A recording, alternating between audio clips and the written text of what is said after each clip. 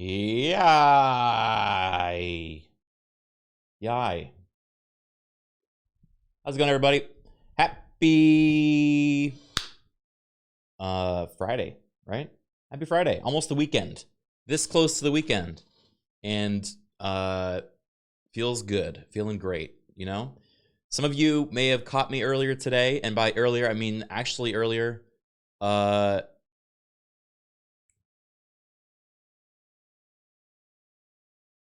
I was on the Geekenders podcast with Dodger and Jesse Cox. They do it every Friday at 8 a.m. and I was geeking. I was geeking out. I actually woke up at 7:30 this morning to be on there. And then afterwards, I passed out for like 2 hours. So yeah, it was a lot of fun. So go check out their podcast. If you missed it, it should be on YouTube. And you sounded sleepy. Yeah, I was, in fact. Hey, Lawless Princess, thank you for the 46 months. Did you know that 46 is one more than 45? I was aware of that fact. Thank you very much, though, for sharing with the class. You think Dodger's going to do the homework you gave her? I do. Because I'm going to message her every day for the next month and ask if she's played the game that I told her to play yet. And if she doesn't, then next time I come out to the UK and visit Sam and Dodger and their family, I'm going to throw a tantrum. And until she plays it. And Clark's going to be like, what the heck is going on? Why is this 30-year-old throwing a tantrum? Does that mean I can throw a tantrum? And then both of us will throw a tantrum. And then Sam's like, this will be a fun bit. And then he will throw a tantrum. And Brooke's going to be like, what is going on? I didn't ask for this. Get out of my house. And then I'll be kicked out. And she still won't play the game. But then I will come back a year later and say, don't worry, I'm not going to throw a tantrum. And then I'm going to throw a tantrum again. And then she'll play the game. So that's my plan, to get her to play the game. The game I told her to play was Not for Broadcast, which is the FMV game we played a few weeks ago that I've been honestly recommending to everyone I know. It's honestly great. It's a great game. Anyway, hi everybody. It's time to check out that new Warhammer game we've all been excited about for a long time. It's Warhammer Rogue Trader, and they have paid me to play it. It's a sponsored stream, which I am totally happy about, because this is a game I've actually been looking forward to myself, and you know, happy to support the devs that think I'm worth supporting. So thank you. This is the first Classic C RPG in the Warhammer 40k universe, developed by Owlcat Games, creators of the Pathfinder games. It's a freedom of choice and significant consequences of your decisions sort of game, with fully fledged isometric turn-based combat and a bunch of companions, as well as multiplayer. Your friends can join as the companions. And it's available on PC, PlayStation 5, and Xbox Series X. So we're going to try it today and see how it goes. And if we end up having a good time, then maybe we'll have people join us for the future. That's the plan, at least. Any hoozle, let's hop right in.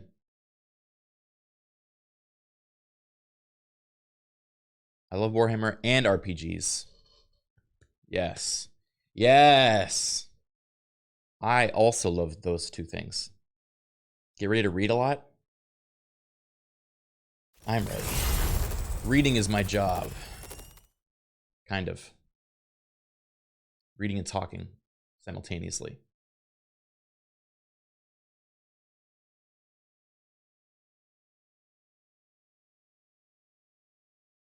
All right.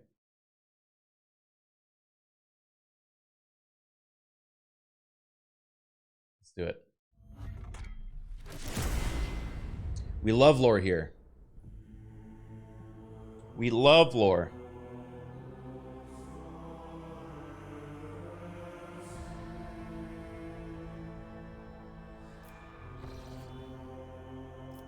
English, apply. Looks good to me. Okay.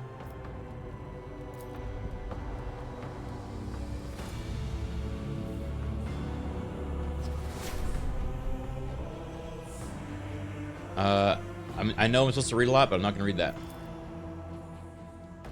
Are you 1, a traitor, or 2, rogue? My brother and the Emperor, I am both. Lord Captain, long-lost worlds filled with unknown perils, deadly enemies, and ancient mysteries await you. Oh, that's what this says behind me. Yes. Sure. Take with the mantle of a rogue trader, the scion of an ancient dynasty of daring privateers, and reign over their trade protectorate, and explore the fringes of the known galaxy. Darkness looms over the bloodline of Von Valentius as it faces multiple threats from within its own ranks and without, as countless enemies seek to destroy the most daring and brave agents of humanity. It's up to you to hold the reins of the shattered protectorate and forge a new path for the Von Valentius dynasty, currently finding itself in a vortex of wars, entries, calamities, and heresy. The stakes are high and rise even higher as you cross paths with terrifyingly powerful and ambitious adversaries in the Coronis Expanse. Uh-oh. Coronis. Oh shit. These modifiers. Probably normal for now. Yeah, we'll start with normal. Oh, we're doing a custom character for sure. Oh shit. All right.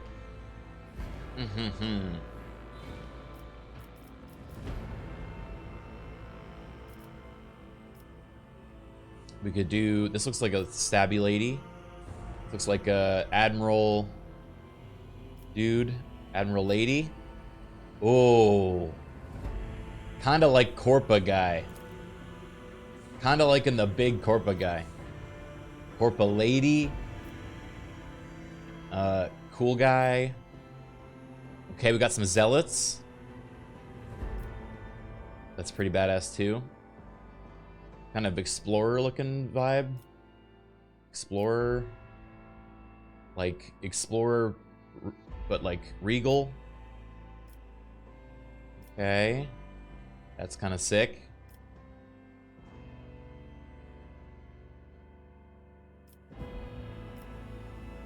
Scions. Or Psychers, I guess. What do we think? Wait, custom? Uh-oh. Wait, you can open your own pictures? Oh no.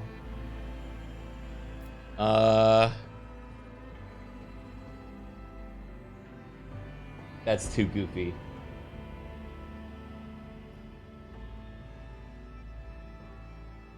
Photoshop time?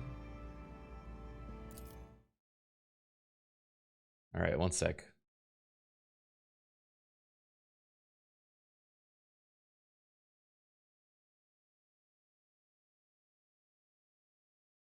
Uh...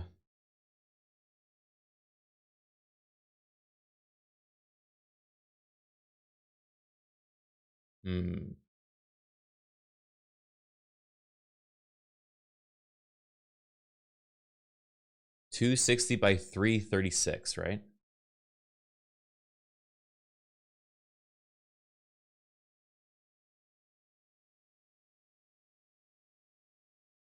Stick a bionic eye on a selfie.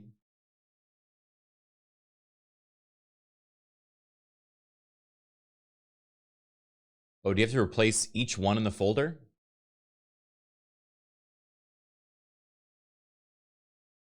I see.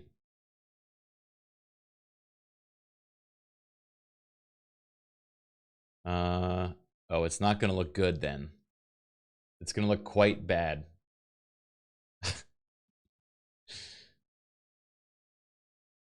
Oh god.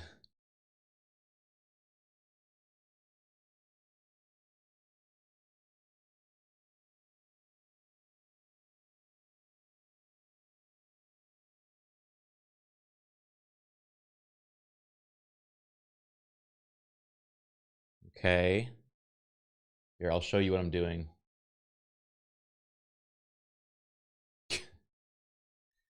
All right.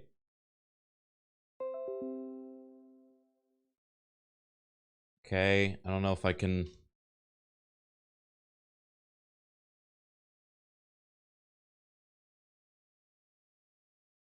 Right.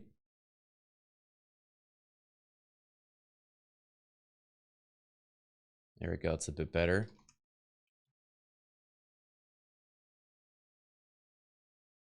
All right. I gotta make 2 more of these.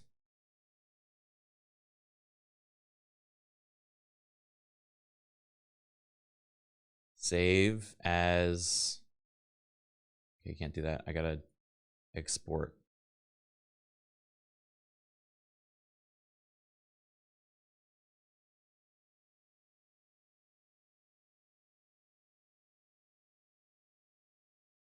What are the other ones they want? Okay, this one.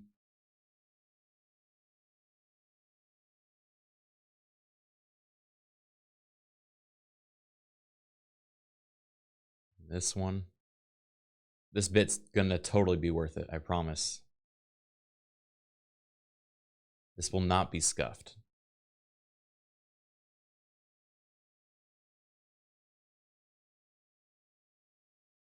Okay, and then we do this. Duplicate over here. And duplicate over there. Okay, great. And great.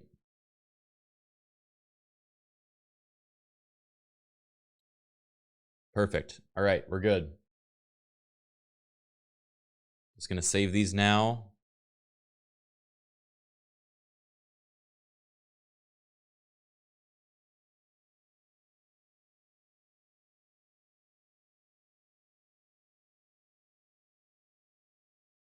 All right.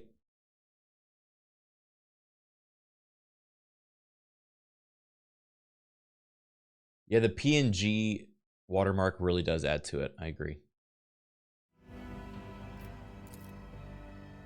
All right, good enough. I'll take it.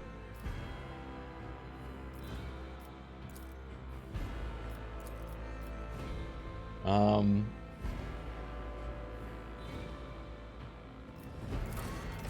right, face. We're gonna make him look like me. Or like that picture version of me. Here, I'll put up on screen so we have a reference. What? Oh, I put all of them. Oops.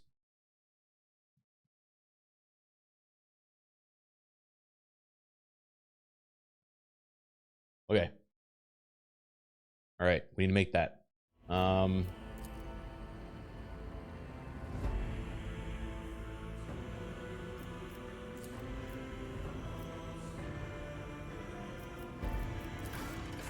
Hair. Hair is kind of great. We just need to make it white.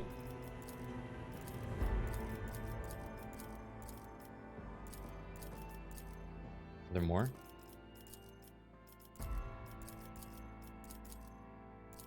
Ah, perfect. All right.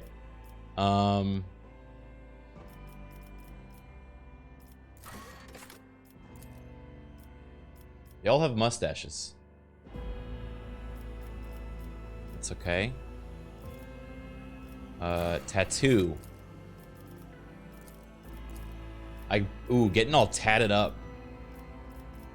I kind of want to be just like covered in tats.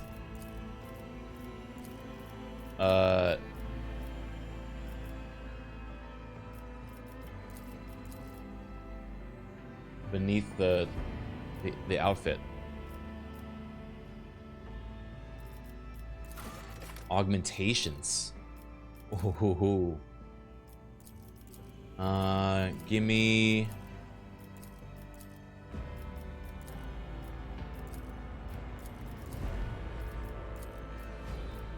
Look at the nose. Oh, the nose is kind of funny.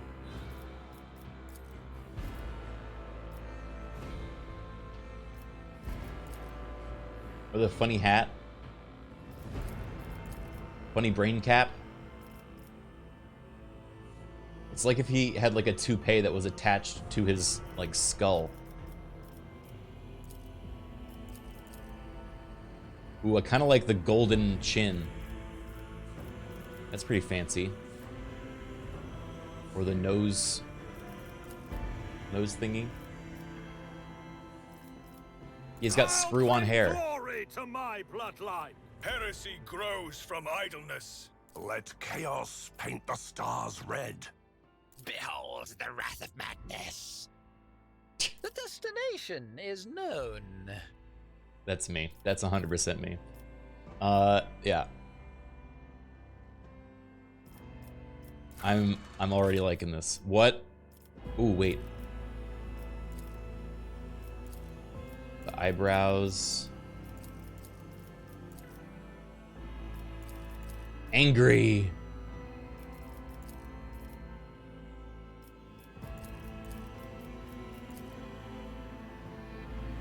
Ooh, I kind of like the... Oh man, big burly stash. Kind of like the little mustache.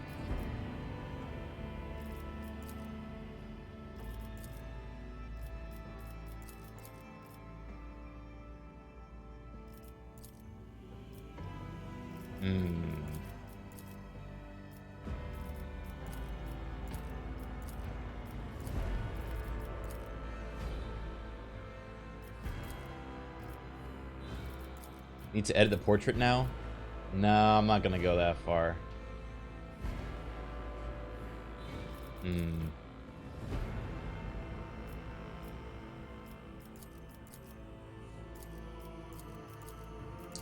don't know if there's a... this one's not bad. Or that one. Yeah, that one's kind of... That's subtle. I think that's all the... Oh, scars? Scary. No, no scars. Augmentations. Criken, you are so quirky and crazy. Yeah, I know. What kind of genre of game is this? CRPG.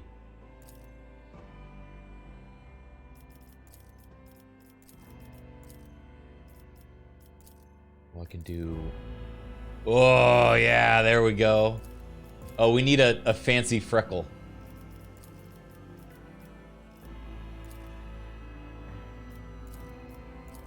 Oh, that's kind of sick. That's kind of sick.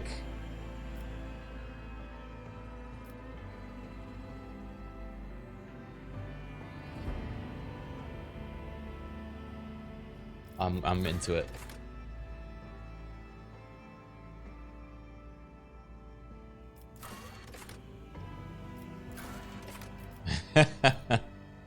All right.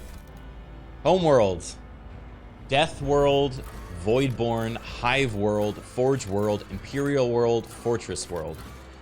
I feel like an Imperial World's probably based on our visual. What we're dealing with here. But let's see the other options. The plants, beasts, and sometimes even the environment itself takes aggressive and destructive forms. Voidborn. Birth into the belly of a void vessel or board an ancient orbital satellite. Those who live their lives on void ships become inured to some extent due to their reality-altering process of warp travel.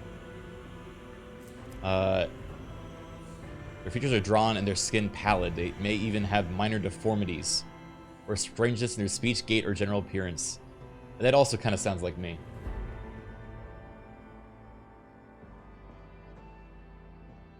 Bloody mess, contagious luck, just a flesh wound.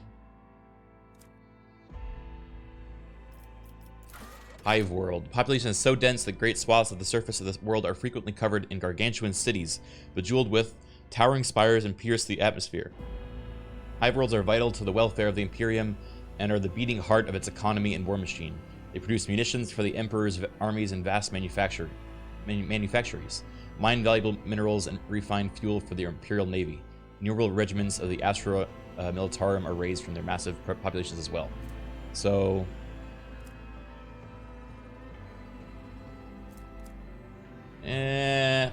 Hive World makes sense if we're like, you know, one of many. But we're like the bourgeoisie, aren't we? So... The Adeptus Mechanicus. Entire planet ceded to the demands of vast macro industries. Each is manufacturing super complex of unimaginable capacity and power. Over the millennia, different Forge worlds have become especially renowned for their philosophies or ways of war. They are often colored by the technologies they specialize in manufacturing. The bulk of a Forge world's population is utilized as a labor force.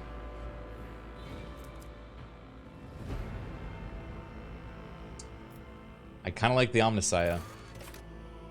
Imperial world is one of millions of planets united by their belief in the immortal god emperor. Hailing from hyper-technological societies to grimy feudal populations, the inhabitants of countless worlds offer fealty and devotion to massive humanity. I'm doing my part. Fortress worlds are planets where the entire population is immersed in warfare. They constantly train for the day that they... Yeah. I kind of like the Forge world, to be honest.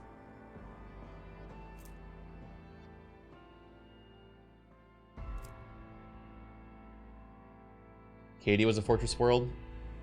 Well, I ain't from Cadia. I believe in the Omnissiah.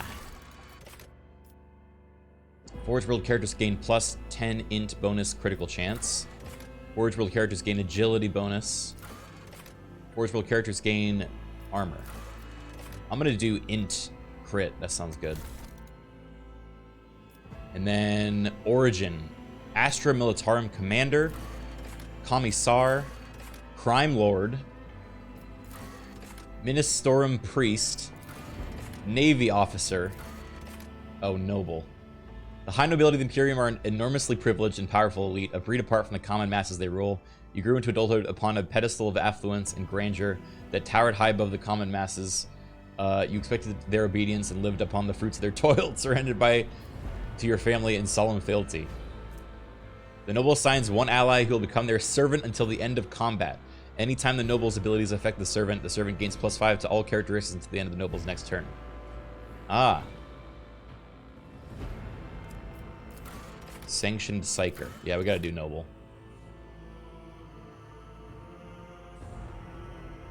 You do something. You protect me. You kill it. You go on. You are next. That's sick.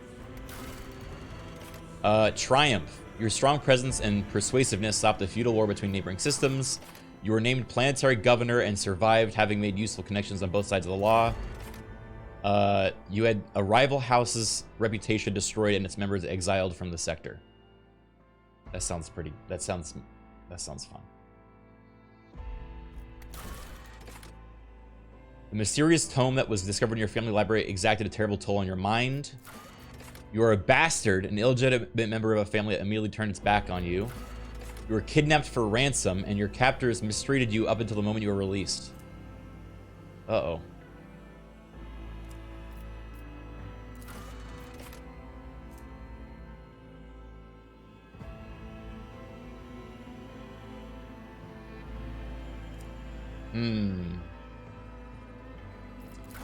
Fake noble sounds kind of fun, actually. Either broken mind or fake noble. What do you guys think?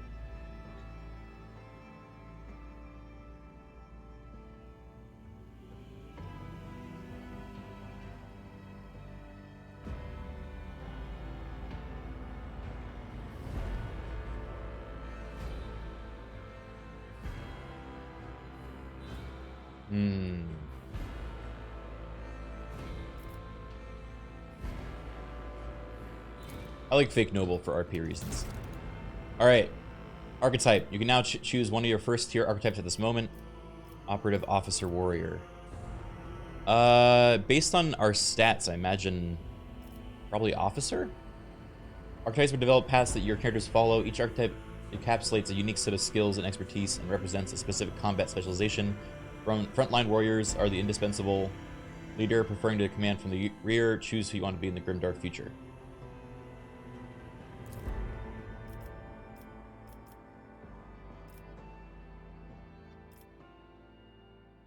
Yeah, I think officer.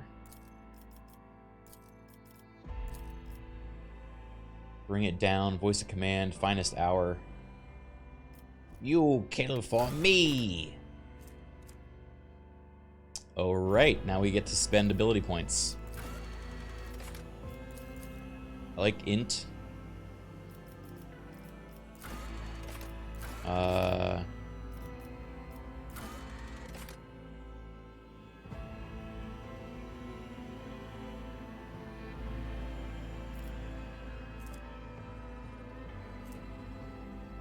Maybe, let's see.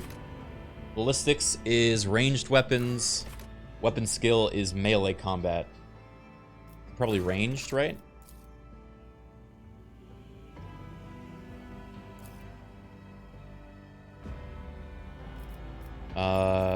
Perception. Willpower is warp.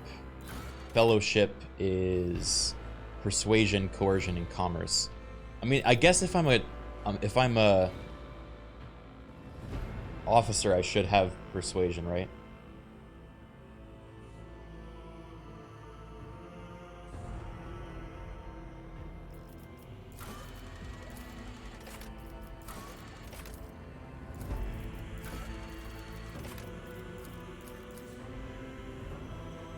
Okay, I can only go that far up.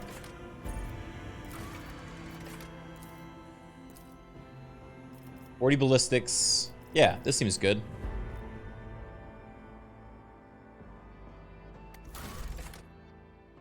Alright, what do we name it? Invictum Erebus. Unforgiven. Daring Destiny. Oh, this is sick. Criken's boat. My first ship.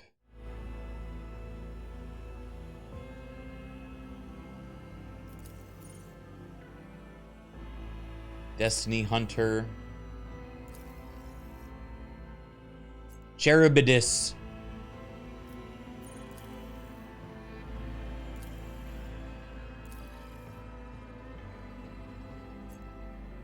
Apex Predator. Yacht. Queen. Like Yas Queen? Yacht Queen. Yacht. That's so dumb. That's horrible. Why are you here?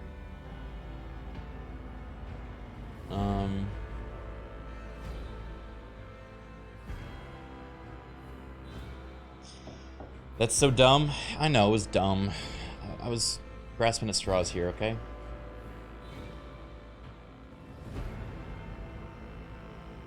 My ship.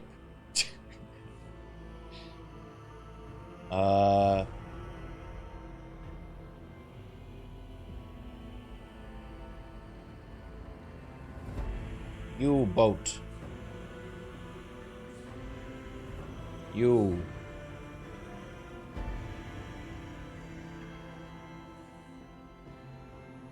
Go, go, boat time. Go, go, ship. Speed. I'll meet you on the go-go ship speed. 50 int, by the way. Yeah, alright. Bastard's Triumph.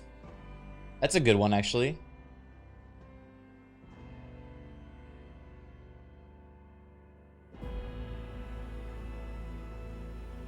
Legitimate Heir.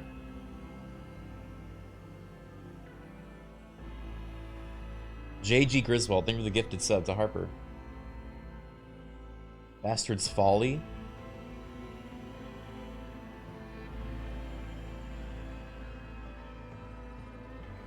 Fortunate Son. Fortunate Son's pretty good too.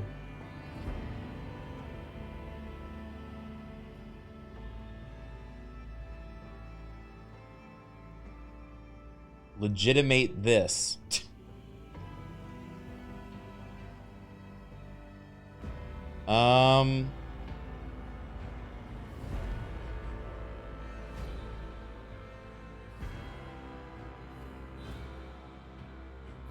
Heir with the hair.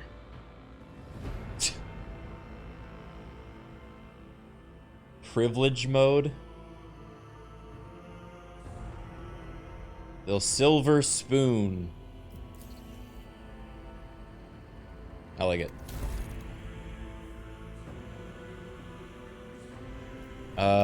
Rogue trait. My name is Count Criken.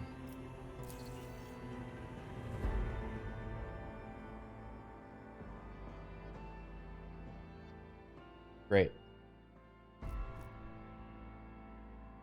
Count Criken the third.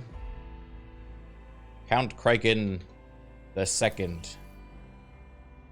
Don't ask me about the first one. All right.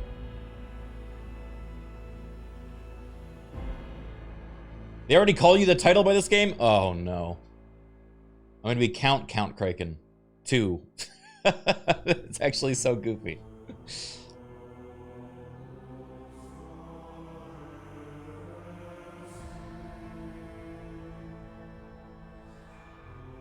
Lord Count Criken 2.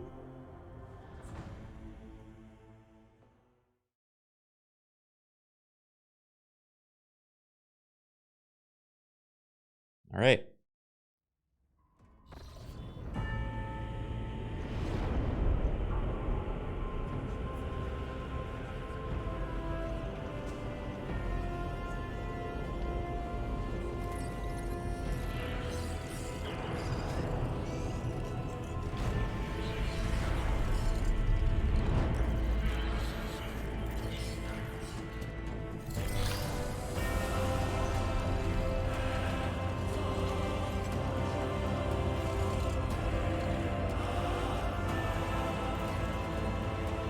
The servo skulls have wigs, do they?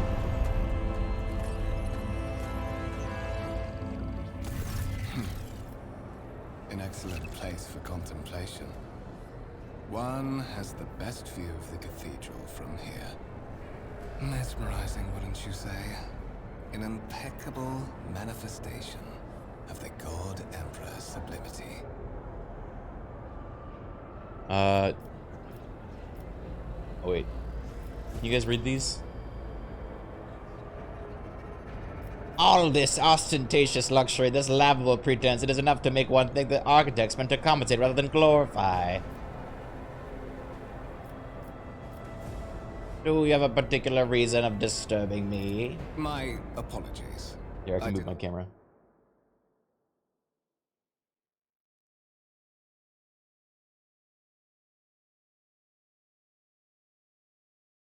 Now you get to see the lovely, lovely picture. Well, to pester you with unwanted attention. Allow me to introduce myself. Conrad Voigtveer, Master of Whispers, in the employ of Her Ladyship Rogue Trader Theodora von Valencias. Don't make fun of my PNG. I haven't had the pleasure of speaking with you in person before. Duke Count Criken II Eos Venria de Val af Calixis, you may call me your grace. My deepest respects to you, your grace. A noble of the Imperium. It's been a long time since Providence last brought such eminent guests aboard this vessel. I will be frank with you. You may forget your past titles, no matter who gave them to you. Huh? Or what their origins are. From the moment you and the other candidate were brought aboard this void ship, your fate changed. You now serve Lord Captain Theodora von Valencias, and carry the burden of an heir of this house. Henceforth, you share your dynastic name with Her Ladyship. Bear it with honor.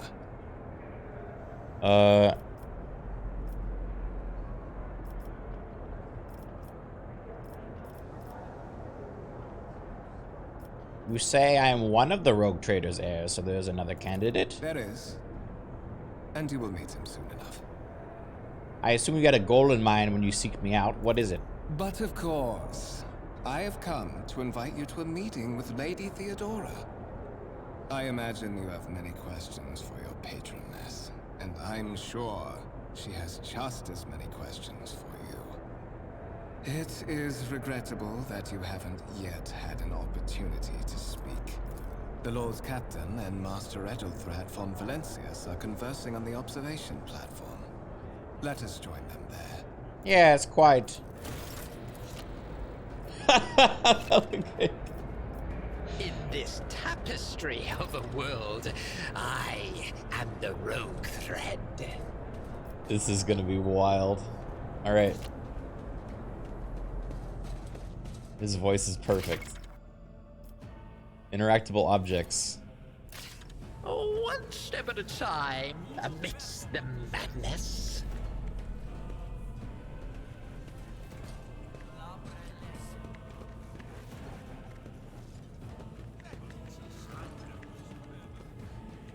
Hello. Massive conference table, obviously crafted from real wood, a resource of incredible value aboard a void ship. What lies beyond?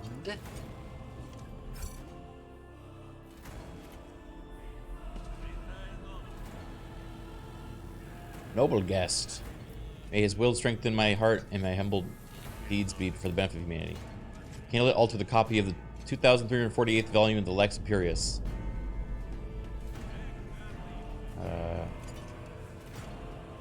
Adeptus Ministorum, thank you for the 41 years. Oh, he looks great. One of the Fon Valencia's trophy rooms. Perhaps you would like to take a look around after your audience with the Lord Captain.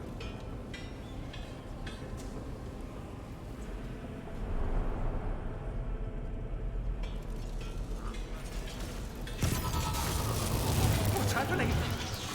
Uh-oh. Combat tutorial. The servitors have gone berserk! No! I hate when this happens. Cower before the mind unhinged! You have been ambushed, the battle begins. Okay.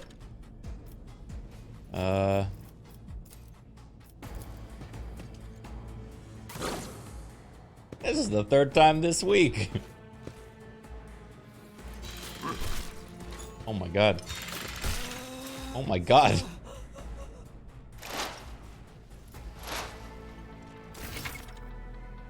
All battles in the game are turn-based and placed on a grid. On their turn, the character can move, attack, and use their abilities. Select a cell within that highlighted area. Okay. Movement points, okay. You serve me. The noble size one ally who will become their servant until the end of combat. A genius at work.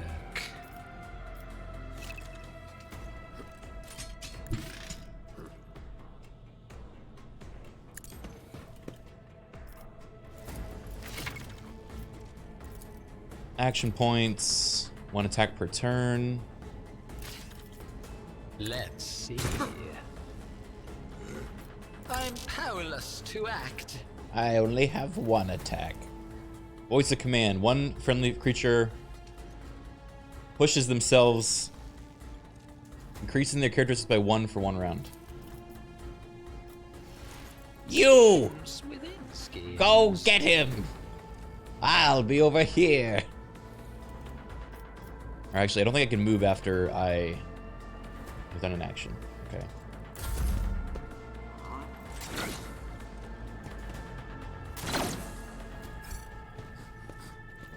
No, you idiot, don't miss.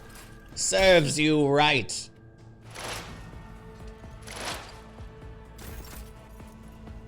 Fine, I'll do all the dirty work. Let's see. Bang.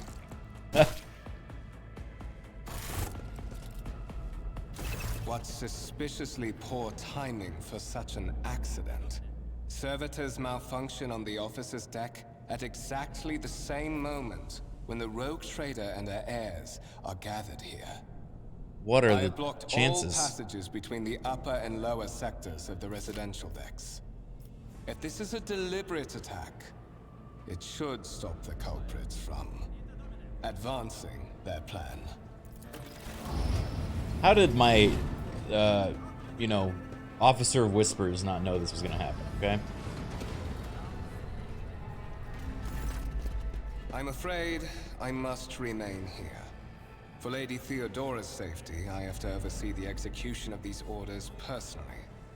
I hope you will have no difficulty reaching the observation platform on your own. It is just at the end of this corridor.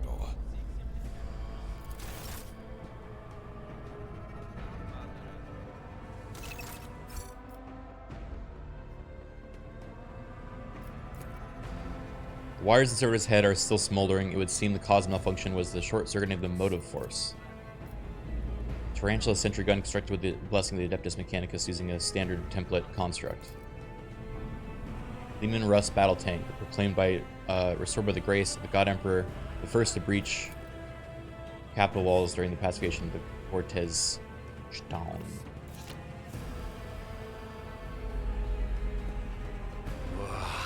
There will be no peace in my wake. Sea coral.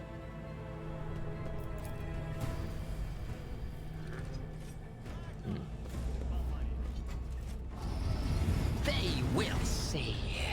Oh yes, they all will see. He's just a little crazy. It's fine. Simply irrational, Lady Theodora, says the man dressed in peculiar garb, his voice tight with tension. His face, half of which is covered by sin skin, is twisted in a grimace of displeasure and disbelief. Assimilation into the trade structure would be a political and economic suicide. Practically an admission of heresy. A tall, gray-haired woman pins him with her gaze, her cybernetic eye flashing crimson, then suggests an alternative that will satisfy me. I have described the situation no worse than my seneschal could have done. Make a decision. What will you do with Aeon V1, Edelthred? Your first impression of Edelthred, who appears to be about 30 years old, is a parchment-like skin stretched over a tight bundled mass of sinew, implants, and bone. The nervously twitching fingers, the face twisted by a slight tic, and the jerky movements are all signs of some illness or defect that has taken over his physical form. In a stark contrast to Edelthred, Theodora van Valencia's features appear as if they were carved from marble, eternal and indestructible, head raised high, proud posture, hands clasped casually behind her back. Everything seems to emphasize the difference in status between her and Edelthred. Between the two of them, you see two more men. One is a gray-haired officer of impeccable bearing who is studying the contents of his data slate. The other is a behemoth bristling with holsters and baldricks containing all manner of weapons. Our second candidate has joined us, the dry female voice, and the powerful feeling of being watched force you to look at Theodora. The rogue trader is looking straight at you, and her gaze, like herself, is predatory and oppressive. Count Criken 2, approach and give me your answer. Consider this a hypothetical situation, Aeon V1. A new world on the fringes of the Coronis expanse. High seismic activity, regular magma eruptions, metamorphic rock deposits, prospects for large-scale mining. The world is populated by natives who worship some heretical underworld spirits that protect those who offer them sacrifices. Flights of fancy, you might say, but attempts to install ore extractors have failed for the second time. Mining crews sent to the planet's surface simply vanished overnight. My question to you is, what would you do with this poisoned treasure? Exterminatus! These spirits could well be the natives' name for dangerous aliens. I would first verify if that is indeed the case, if the population of Aeon engages in Xeno worship. There are no ways to confirm whether it is happening is witchcraft or not. It might cost several psychers to do that, so it will give us the answer. Yeah, I would check out about the Xeno thing first. Responsible and prudent, however, chasing after ethereal creatures may prove rather long and fruitless endeavor. Apart from Xenos, an untrodden planet might be teeming with myriad horrors that are far more dangerous and difficult to eradicate. I suspect that you are simply unaware of their existence. I gave a straight answer to a simple question, which I understand is more than you could do, Edelthred. Boo! The color drains from Edelthred's face, which distorts his features further. Insolent, ignorant upstart, how dare you! Edelthred. Theodora's tone renders him silent. I believe I gave you an assignment on this ship. Explain to me then why my senior congrator is still dawdling about the officer deck instead of proceeding in the middle decks to commence the inspection of the compartments to his purview. I beg your forgiveness, Lady Theodora. Your presence was such a profound effect on me that I forgot the time. What a guy.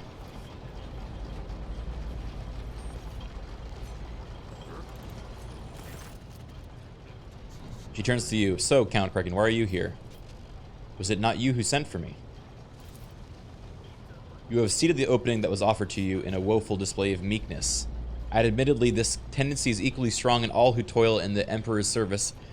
Immutable hierarchy, absolute obedience, lickspittlery, compulsion to please. I value none of these things. From the moment my envoys came for you, the terms of your existence changed.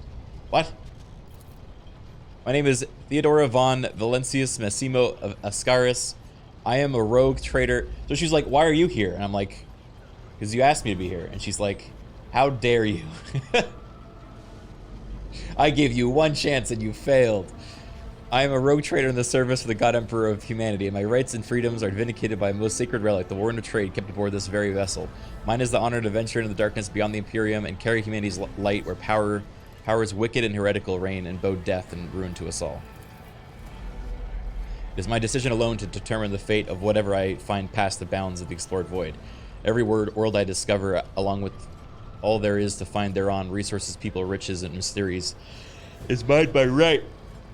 Oh, excuse me. I command billions of lives, rule over numerous planets, and possess fortunes that no planetary governor or commander could dream of amassing. And you, Count Criken, too, are one of those with the von Valencus blood in their veins and rightful claim to this inheritance when the hour comes. I am ready to take on this sacred purpose.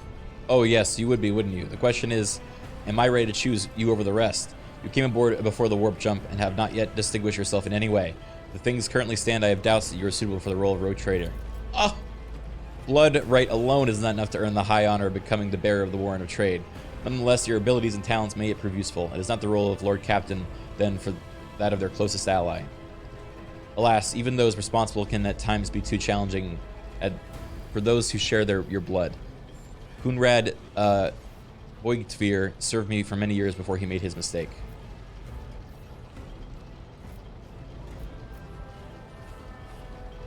Master Whispers is related to you. His kinship to me is distant, is the most distant, as is yours. Nonetheless, he does bear the name von Valentius, even if he avoids using it publicly, and as such, strictly speaking, can be considered my heir. That door, however, is close to him. Voigtveer's performance in his current role is satisfactory, or used to be at least. How many other heirs? Some have yet to arrive on board, and you have had the pleasure of meeting one of them. Edelthred may be somewhat disconcerted by the scale of the responsibilities that may potentially fall upon his shoulders. However, I have a good feeling about him as a candidate.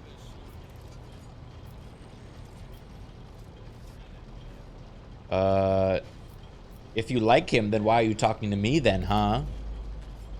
Impatience. I am rather fond of impatient people. They are not as quick to resign themselves as to circumstance and more eager to show initiative. Even if I do choose Edelthred as my successor, I will still require loyal advisors. The skills and knowledge you acquired in your former life may prove invaluable here in the Coronis Expanse. Your noble descent is a sign that power lives in your very flesh and blood. You would never doubt your words or actions, never show weakness, never let an involuntary gesture or careless word betray your fears or agitation. At least in your upbringing, you as thorough as mine was in my time. Many will grovel at your feet, governors, commanders, highborn, navigators, conceited lords, and you cannot allow them to sense weakness in the one who stands above them. Moreover, your courage has made you far more famous than you probably realize. True heats of heroism will forever live on the annals of the Imperium and bring honor to the von Valentius line. I have some time before the navigator gives a signal to initiate the void ship translation out of the warp. Some servitors went berserk and attacked the crew. Is that so? Perhaps the technomats were careless during maintenance. Or it could be the warp playing tricks on us in spite of the jailer field. Or perhaps there is something to all the stories of the ship being possessed after all. Ha ha ha. A gray-haired officer gives the rogue trader a look of callous disapproval. Lady Theodora, for the God Emperor's sake, surely you do not intend to start repeating idle rumors spread about by uneducated riffraff. Enough, Abelard. Such heresy amuses me. Ida eagerly retells me everything she learns from the whispers of her unseen advisors. She turns to you. This ship is thousands of years old. It has enough hidden nooks, manufacturing coagitators, and unused compartments to make ignorant folk speak of specters dwelling inside the bulkheads and plotting against those who yet live.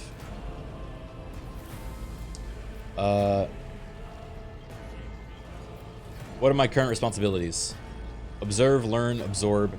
It will take time for you to find your bearings aboard this vessel and in your new position. Eventually, I will find a post that suits you as I did for Edelthred. Until that time, consider yourself my aide. Where is the ship headed? The Rycad system, the domain of the rogue trader Winterscale, one of my peers and rivals. Only 3 rogue traders exist in the Coronis expanse, and each of them possesses resources comparable to mine. Perhaps you will one day assist House Valentius in surpassing both of them in affluence and splendor. I set the course for Rycad on the demand. She gives you a stern look, for a very specific reason. Perhaps I shall yet apprise you on the purpose of this voyage, but now is not the time.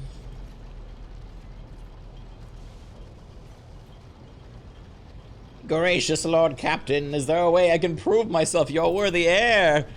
You can stop for not asking any questions of this sort. I have no need for sycophants. Very well. I have no more questions. In that case, I am done. In that case, I shall head to disturbances reported on the adjacent decks. Seneschal, if the need arises, protect the new blood. She glances at you. It is possible that the chance to prove your worth may present itself sooner than you may have anticipated. Hell yeah.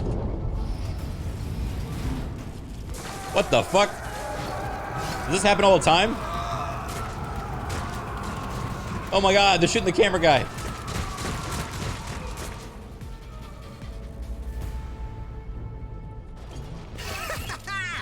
Watch this spectacle unfold! It seems to happen a lot, huh? Kill them! Oh, she fights like me. Reduced to dust. Yo, Abelard's fucking awesome. Whoa! Oh! Get him, Mort. Dodge. He's so cool. Miss. Dodge. Cover. Using cover to avoid enemy attacks. Cover that can hide a character. I will guard you, milady. Heh, heh, heh.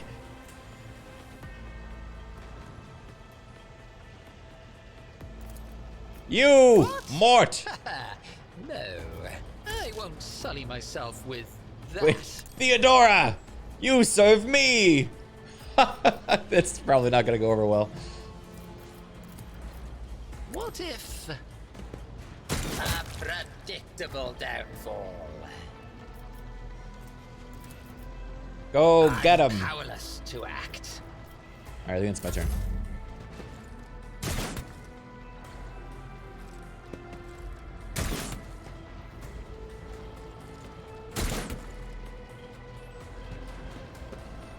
God, these guys suck, huh? Abelard! Okay, cover. Ow! This'll leave a scar. Oh.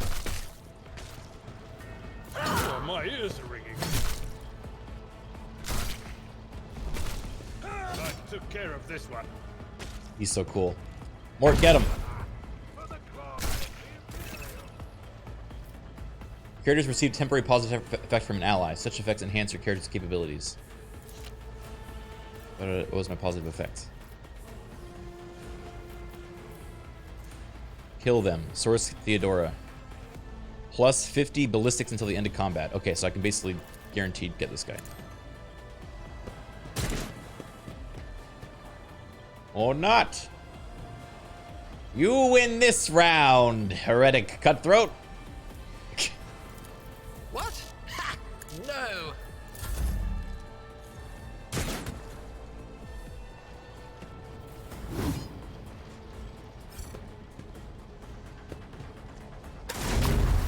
Whoa. Reduced to dust. We did it, team. All together.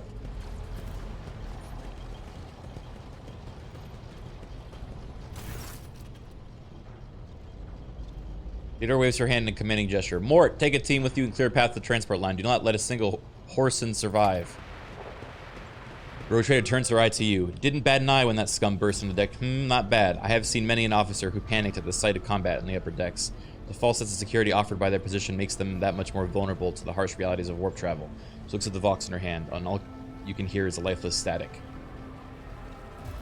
The incident with the servitors may be connected to what's transpiring now. Possibly. Quite lightly. She winces and flicks the switch on her Vox a few times.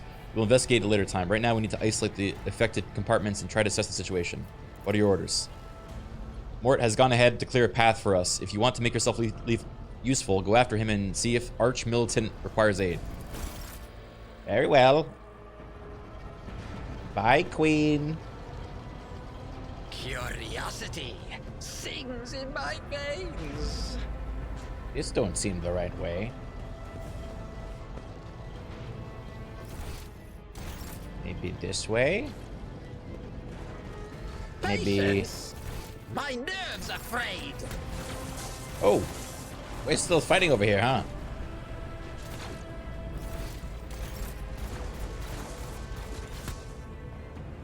In this tapestry of a world, I am the rogue thread. Hey, Mort. Watch out for that one. Oh, nice job.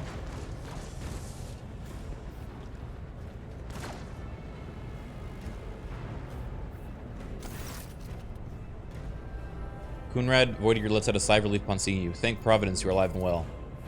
Always on time, eh, Kunrad? The moment we finish chasing the riffraff around the deck, you show up. Always just after the fighting is done. You could set your chrono by it. See? He's up to something. Mort, pull yourself together. What did the Lord Captain send you to chivvy us along? We're all done here. I'll report right away. Mort pulls his Vox from the belt and hurriedly reports the situation.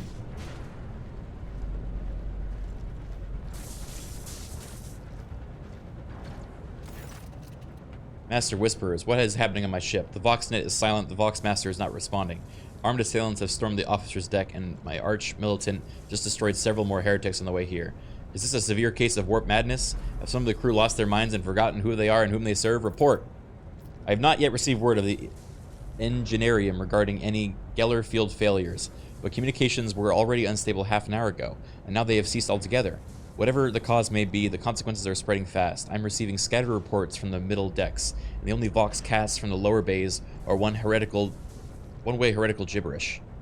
That the madmen have already reached the officer's deck suggests that this outrage was planned in advance. Perhaps this was an organized mutiny.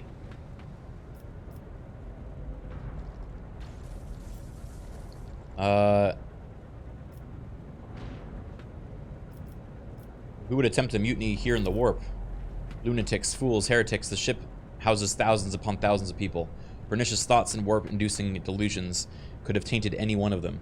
It is a difficult notion to accept, but such risks are inescapable. First, we have to confirm that the bridge and navigator's sanctum are secure, and I have the means to do both things at once. Edelthred, where is he? I must know if he is unharmed. A psyker aboard a ship that is potentially being assailed by the warp would pose a greater threat to himself and others than a whole army of madmen. Ooh, Edelthred's a psyker. I tried to locate him, but the last thing I know about his movements is that he arrived on Transitional Deck 18. Blast it, Master of Whispers. Find Edelthred immediately. Seneschal, locate Slass and the Sister of Battle. Both are to remain at my side. Arch-Militant with me. I must go to my study, and it appears that we might encounter heretics along the way. If I may, Lord Captain, Transitional Deck 18 is at the heart of the disturbance, and if our goal is to bring Edelthred back, I could use some support. After all, I'm not as adept at directly confronting enemies of the house as the esteemed Arch-Militant, and taking into consideration Edelthred's psyker powers. Wait. Who am I going with then? Then it's settled. Find Edelthred, bring him here. Whatever state you find him, this elevator, she points to the massive doors, leads to restricted compartments, such as my personal chambers in the bridge. Do not let me down. I require you both. You understand?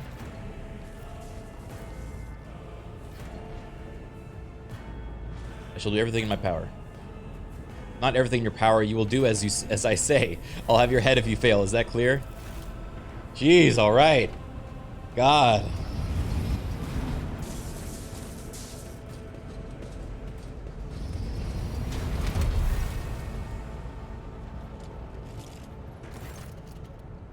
We're ready to head to 18. It is a long walk, and you do not even have a proper gear. I have a proposition. Since I am a more important person here, you can go in the front to shield me from potential threats.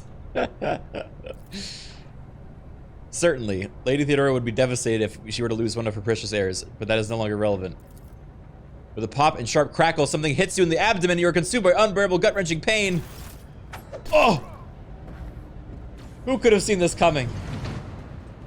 I promised you a special destiny. It is time to fulfill it.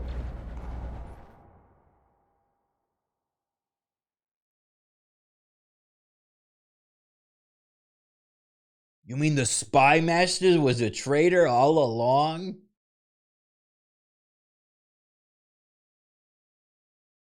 He did have a very trustworthy voice, huh? Holy shit, the Spy Master was playing both sides? Hey! Ooh! Careful, careful. Be gentle with our guest. He has an important mission to complete during our visit to the Warren Chamber. And for that, I need him breathing. Oh, you are back with us, I see. Delightful. You two-faced scum, you're the one behind this. How perceptive of you. I'll help you with the next insight. I need you here for your blood. You have the option to share it voluntarily, or I will squeeze it out of you myself. We are in the anteroom of the Warren Chamber, this void ship's most hallowed vault.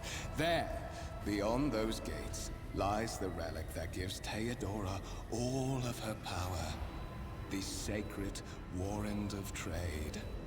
Only one obstacle remains on my path to obtaining it. The gates of the chamber are guarded by the Sentinel, an ancient device that will only open the door to a true heir of the dynasty. I expected to do this part myself, but never mind. You will offer your blood to the Sentinel. What is it, inbred? Is your blood too thin for the Sentinel? On the contrary, the warp's blessing has raised me too Oh, he's much warped above up. your kind, Fon Valencius. The Sentinel refused to submit to me, but you can help. After all, isn't that what family is for? What sorry, pathetic excuse do you even have for your apostasy, you sordid, wretched piece of grok shit? Wretched? What do you know about wretchedness? Theodora's cur. Are you hoping to buy a grain of her indulgence with your blind loyalty? Oh, I know this delusion. But thank the gods it no longer has power over me. Humanity can rot. I no longer serve mortal kind.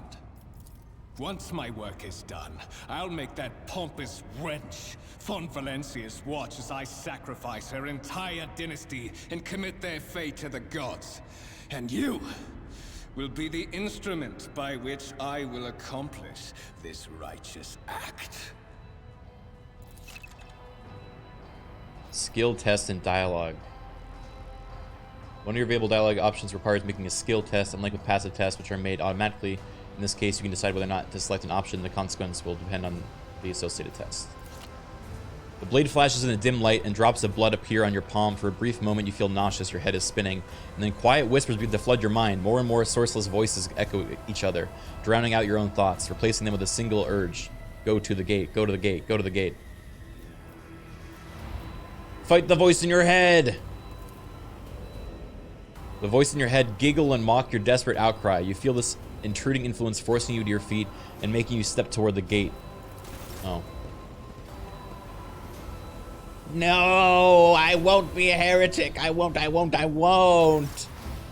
In the gateway arch, you see a cognitor with a human likeness built in the front panel. As you approach, the torso twitches slightly. This is a servitor, an obedient automaton created from a lobotomized human being. The sentinel turns its head to you, one of its eye sockets lighting up with two ember-like irises. Tech. Hell yeah. You carefully inspect the design of the gate cogitator.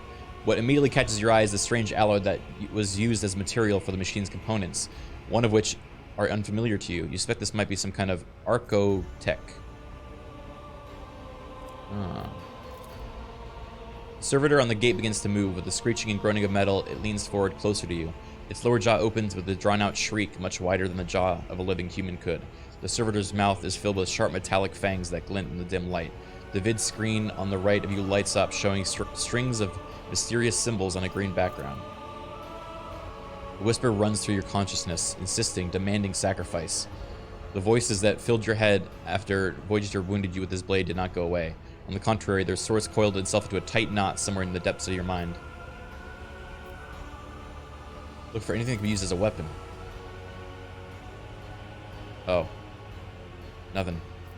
Look back. Did you forget something? I suggest you hurry. Looks at the robot. Fine. I put my hand in the mouth of the robot. Ow! A few dark drops fall into the servitor's throat, and immediately you hear humming as the servo motors start up and the pumps start into motion. Several long minutes pass. The sentinels... Wait, minutes? That's so awkward. Just me waiting there with my hand in its mouth. And you're beginning to feel sick. Perhaps if you lean against the gate, you could catch your breath. Maybe even close your eyes and pretend none of this ever happened. High levels of caustic humus. Uh-oh. The subject is in a state of heightened stress. Yes! Do you require assistance? You do not understand where this voice is coming from, crackling like static. Is this a sentinel, the cogitator? Is it a figment of your weary mind? Whichever it is, you can clearly hear every word. Yes, I do require assistance. Pain shoots through your head and subsides just as quickly. It would seem the entity coiled in your consciousness does not have the ability to do any real harm.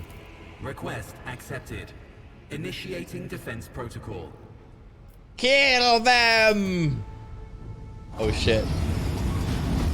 Let's go!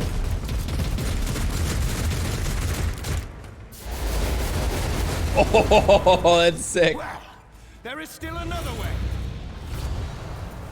Runs away.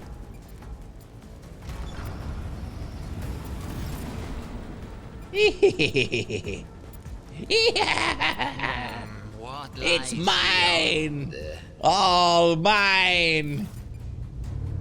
Let it be known that by my will and the true words of this document, I appoint this person to be the bearer of the warrant of trade, and bestow upon them through the paragon of humanity unbroken by the adversary to walk bravely first in the dark, to unite and reclaim what was lost, to triumph over nightmares untold, to hold boldly the reins of fate, to walk steadily the roads of thorns through pain to greatness. Signed by the Emperor? Escort the child of the house to safety. I need a weapon. I am defenseless. Distance from the current location to the nearest arsenal. Initiating situational calculations. Signed, John Emperor. I need to contact someone. Voxcast frequencies disrupted. Initiating setup. In place of the mechanical screeching, the servo skull's Vox projects the voice of Theodora von Valencius, distorted and written with static. Vox Master, restore communication with the navigator's sanctum. I am trying to contact the bridge. If anyone can hear me on this frequency, regroup all available forces and head to the upper decks at once. I repeat, regroup all available forces. Communication protocols breached. Signal latency assessment unavailable. Who are you? Temporary obnubilation following acute stress. Mobile Obnubilation? unit of the Warren Sentinel standing by. Are you the Warren Sentinel? Mobile unit of the Warren Sentinel, designed as a personal escort of the child of the house and a means of communicating with the rogue trader's subjects. Mobile unit standing by. Lead me away from here. Middle and upper decks. Assuming the probability of safe placement in areas of concentration of armed units. Calculating. To prevent unauthorized units from breaching the warrant chamber, preemptive sealing must be initiated. Oh, sorry, I thought you were done. Are you my friend? They will see. Oh, yes, indeed. Friend! They all will see. Mike Waddlebar, thank you for the 44 months. It does have a wig. Yeah, he's my, my wig buddy. Should we close this door again or something? I feel like we shouldn't just leave it open, right? There will be no peace in my wake.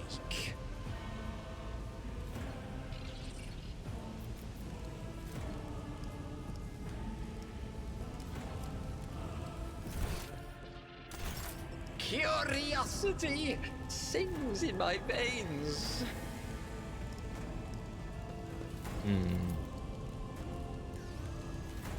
The engines of death froze as they finished up the heretics which had infiltrated the sanctum of the void ship.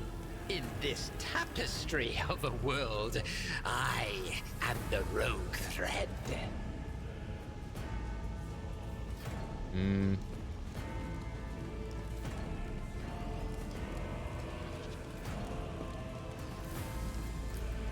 Oh, here we go.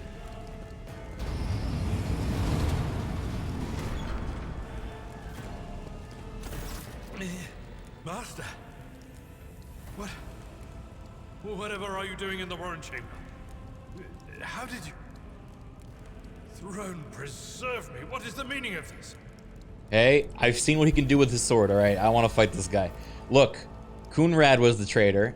When we parted ways in the Alpha deck, he stunned me somehow and brought me here. What? Yeah, I know, right?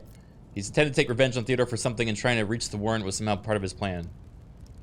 He's serving the unholy gods of the warp. Serving the gods of the war? Coonrad is a heretic. Oh, Voidfare, you void rat. Madness. And this mutiny is likewise his doing, no doubt. He openly admitted it. Yeah, he was bragging a lot. Saints' blood! And it is small wonder that the heretics are so well organized. I thought his order to seal the passages between decks was his attempt to stop the attackers from spreading to other levels. But now I see the real reason. It was to stop the enforcers from intervening. Of course. At least you are alive, and now safe, Master.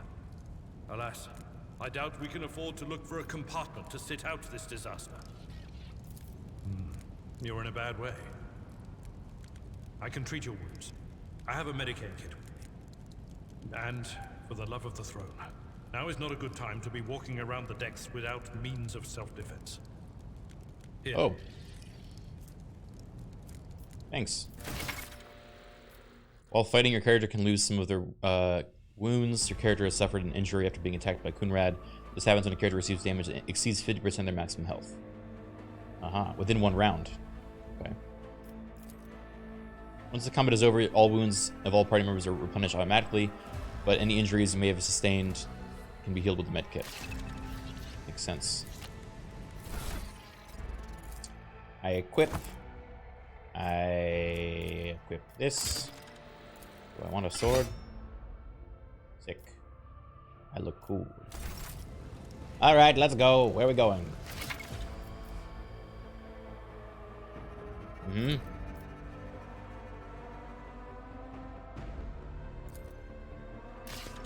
What lies beyond? Oh. Oh, yes, the wound. Sorry. I'm fine. How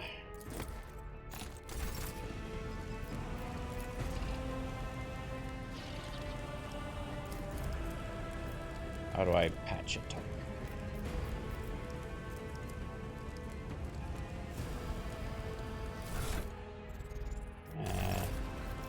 Look Select no him. further.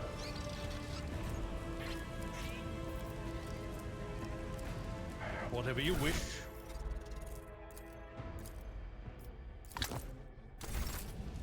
Let us seize the... Sometimes you consult the Oh, here. appropriate treaties on... Oh, take my That is a noticeable improvement.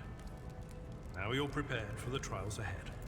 The lower Okay. decks are teeming with heretics instigating the rabble to revolt. But that is the least of our... The ship's enforcers are rounding up the scoundrels and suppressing the resistance. The situation on the middle decks is much worse, although strike teams have already been dispatched there. All communication with the bridge and the engineering bay was lost. So, apart from scattered voxcasts, we have no information to go on. But that is not the worst of it. All these jolts and shaking are most alarming. These are signs that the navigator and the master helmsman are having difficulty translating the ship out of the warp and into real space. I fear that they may have already lost control. We must reach the navigator's sanctum and get a handle on the situation. If we can manage that, some aboard this vessel may yet survive. Very well, lead the way. Absolutely.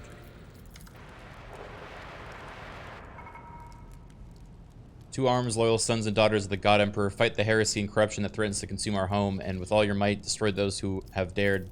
The Lord Captain is calling her crew to battle, which means the Vox networks are set up for broadcast transmission, not message exchange. Splendid. Splendid. While the rogue trader inspires proper resolve to fight in her subjects, you and I shall prove that her trust in us is well deserved. Jolly good. Surrender to the dollar, my next offering! Uh-oh. Oh, into the fray we charge! Woo! Crush them! Oh.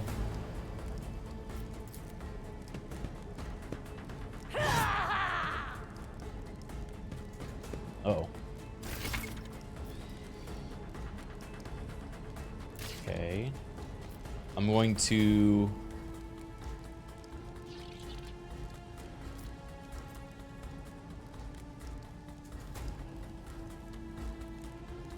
Voice of command. Go get him. You serve me.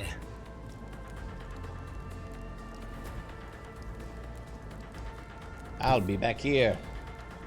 War is my muse.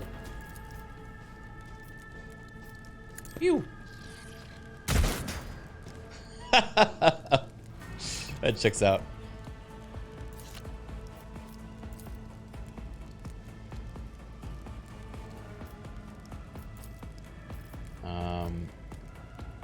Okay. Don't worry, guys. Oh, check this out. Works when you're using a melee weapon and is not considered an attack action. Use a charge to close the distance between you and the enemy to deal damage. And then we have... Doesn't he have like a sweep ability? Cleave.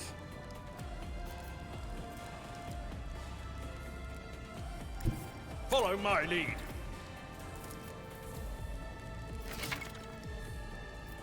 Attack of opportunity. Oh, I think I did that wrong.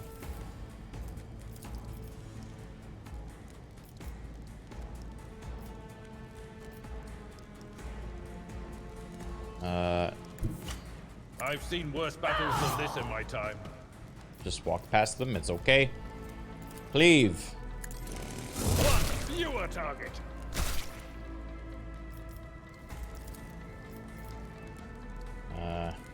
I fucked that up a little. I will Brace. do my duty. Sorry.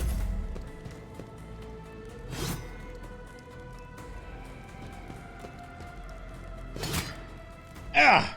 Brace yourself, Abelard. Abelard!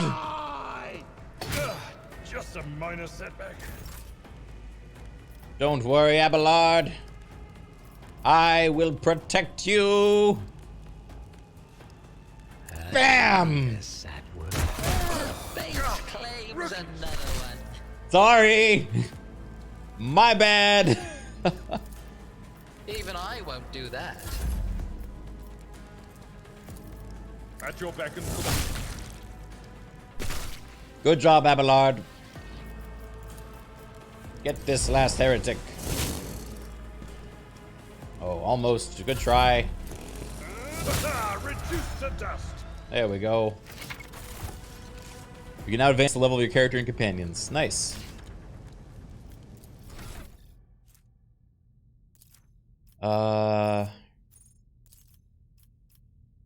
Choose skill, persuasion.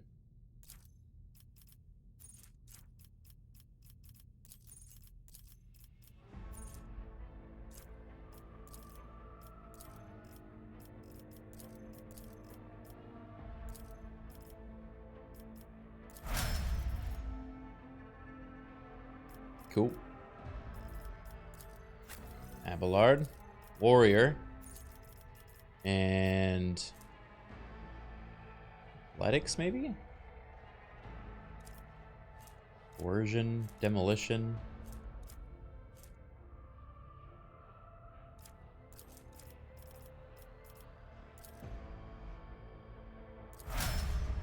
Yeah, he's athletic.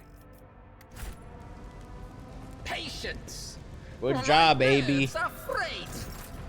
We are the spearhead of the Imperium. In the shadows of the Imperium's ignorance, my genius blossoms. Oh, how they fear the brilliance that eludes their narrow vision. He will not stop talking, will he? He's just a little yapper. The navigator sector, directly along the passageway. Uh-oh. Psyker. And so, he will enter the halls of the blinded guide and witness the radiance of the final dawn through the cracks and fall victim to a whim of fate. Yeah? Master, watch your head. Oh. Idira, would it be too much to ask that you phrase your soothsayings plainly for once? That was too close. Oh, she was warning me about the pipe? Sorry, old man. The voices are so loud I can't even hear myself. They shriek, they sing, they... Oh, Abelard, how they sing! Oh, man. This is Idira Tlas, personal psyker and diviner of Her Ladyship Theodora von Valensis. Idira? Adira. I'm not drunk, old man. I'm suffering the effects of the warp that is seeping through these walls. I see the ship's fate. To die in the waves of the immaterium, fall under the burning rays of the final dawn. And in the roaring blaze, I see a figure standing. Who is it? I have no answer. Me! A diviner, are you? The voices from beyond the threshold whisper to me. Sometimes their murmurs are clear, they grant insight. Sometimes they drive me mad. But I am patient. I know how to listen and discern. But now, with this clamor around me, too many voices, too loud. And you are von Valancius, one of Lady Theodora's heirs. Well then, we finally meet. To all those who can hear me, those with a weapon in their hands are to gather on the officer's deck at once. I repeat, gather on the officer's deck at once. Prepare to launch a counterattack. That's Edelthrat. Oh, Emperor's Providence. The other heir lives as well. Quickly, we must head to... Stupid Edelthrad. I hope he dies. Not so fast, old man. If we drown in the warp, Lady Theodora's heirs won't be any good to us. If Edelthrad's like me and hasn't yet surrendered his mind or body to the mercy of the warp, then he can still hold on a little longer without us. Blast it. You're right. First, we need to deal with what is happening here. What are you doing here? The whispers called me. The ones I could make out among all the screams and screeches. Those who are rocking this boat hit us where it hurt. They went after the navigator, our guide through the warp. Other whispers called me to the enginarium. Uh-oh. But it was too late. I heard the cry of our master Cog, and the silence that followed. So the navigator's dead? What? You don't mean the Engineer Prime is... Said. No! Without a doubt. And the voices wail, heralding countless nightmares, cackling at each soul among the hundreds that are now joining the warp. The shriek from the navigator's sanctum was louder than the rest. And it's better that we saved the navigator than some lever puller from a cooling module or a cook from the middle decks. We must see if they're well. No. Nothing is well about him. Can't you feel the chill? Wait, so we're already dead? On your skin, the eyes watching you. The warp ice has already encased the bulkheads. What follows is calamity. But we're not just going to stand here and take it, are we? Yeah. The state of things in here suggests there's a navigator around. Maybe one who's crippled or at death's door, but still kicking. And since our skin hasn't peeled off our faces just yet, his third eye must be closed. At worst, it's a little roughed up. So what are we moping around for? Let's go protect that noble mutant while we're still alive. Okay.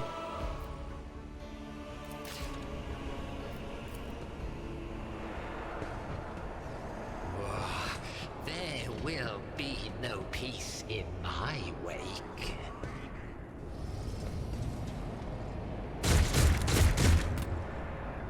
Oh, there they are.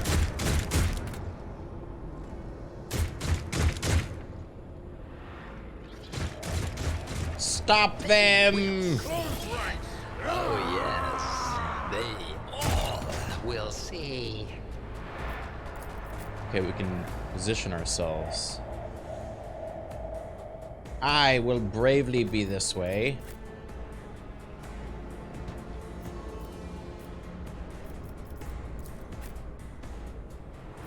Yes. Very good. Deer is a psyker and an operative. As an operative, she can study the opponents and identify their weaknesses, and her psychic abilities allow her to deal damage to them. Oh, okay. Cover me. Forewarning, analyze, lightning arc.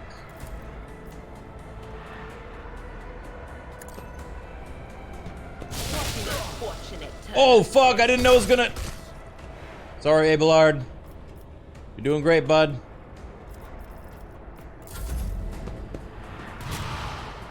Ow!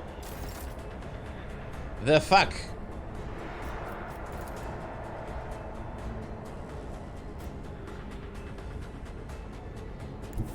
A tactically sound approach. Indeed. One fewer target. Can I not move anymore? Oh, here we go. At your beck and call. Reduce to dust.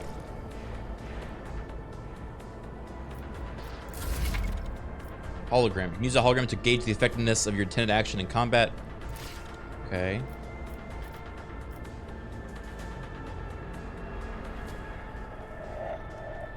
A heretic psyker, huh?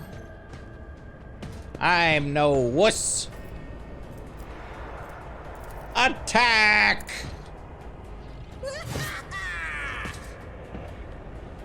I might be a wuss. Go fight him!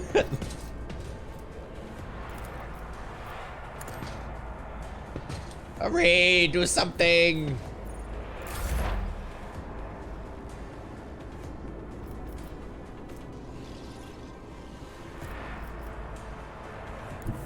What is this foreboding? But of course. Oh, he's got 1 health. Oh, he's gonna fuck me up. He's gonna fuck me up. Oh! Oh no. Oh, thank goodness. Tried and tested tactics are the best ones. Victory is imminent. God. I will do my due. There we go. The creature in the chair appears as if it has become one with its throne. You can see pink parchment-like skin stretched between the seats and the limbs. They have too many joints for a normal human being. The navigator is breathing heavily, the air whistling as it exits through the 2 dark gill-like slits on its cheeks. The creature's eyes are shut, the 2 ordinary eyes as well as a 3rd one that sits in the center of its forehead. I believe Master Verspidus still lives. Servants are dead, but the chamber, thank the Emperor, is still sealed from the warp. But we have a chance of leaving this place alive.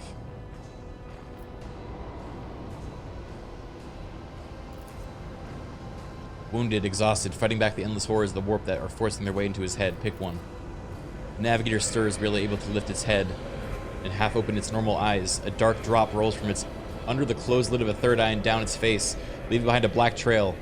Your time is short. The voice is coming from the Vox grill at the base of the bizarre chair. It is unclear how the navigator is able to produce human speech. This is fucked. Are you alright? So the navigator's body starts thrashing in place. It lurches forward, then it falls back into the seat. Then thrusts forward again as its bones crack and its skin tears open. However, the fusion between the body and the chair appears to be stronger than these wild impetuses. The mutant remains seated but leans as far forward as he can, his layered raiment slowly turning crimson. The gills burst open, forming 2 hideous screaming mouth-like pits. Fall to your knees, mortal, and behold the final dawn. Uh-oh. It came from beyond. His body is not his. Dira's scream is echoed by silent cries in your head. An unseen creature triumphs at the sight of the navigator succumbing to its paroxysms of corruption.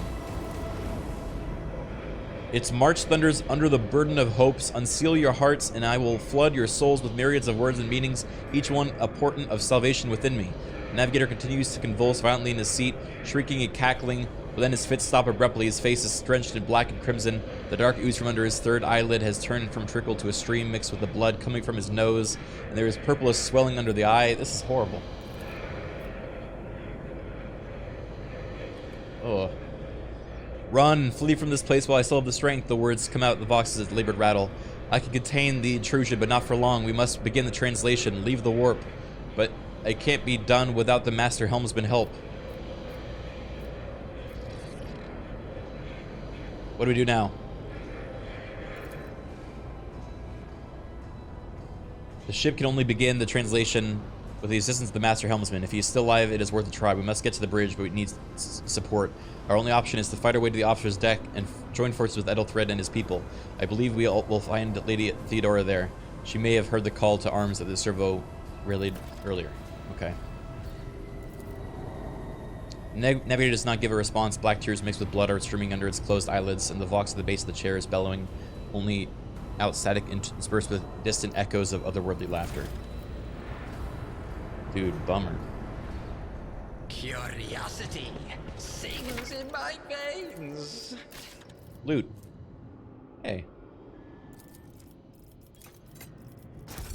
Thank you.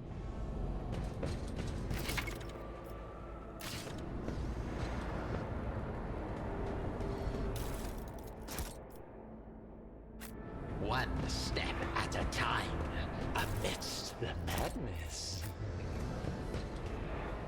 My guy sounds a little crazy. Huh.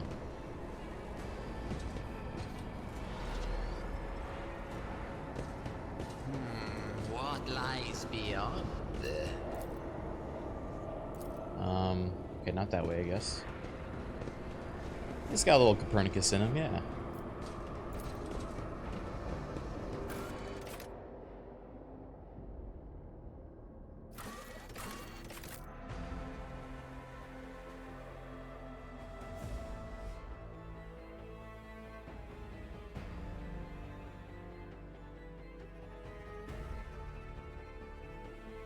That's your guy saying all that stuff? Oh, yeah. Oh, yeah. That's him all right.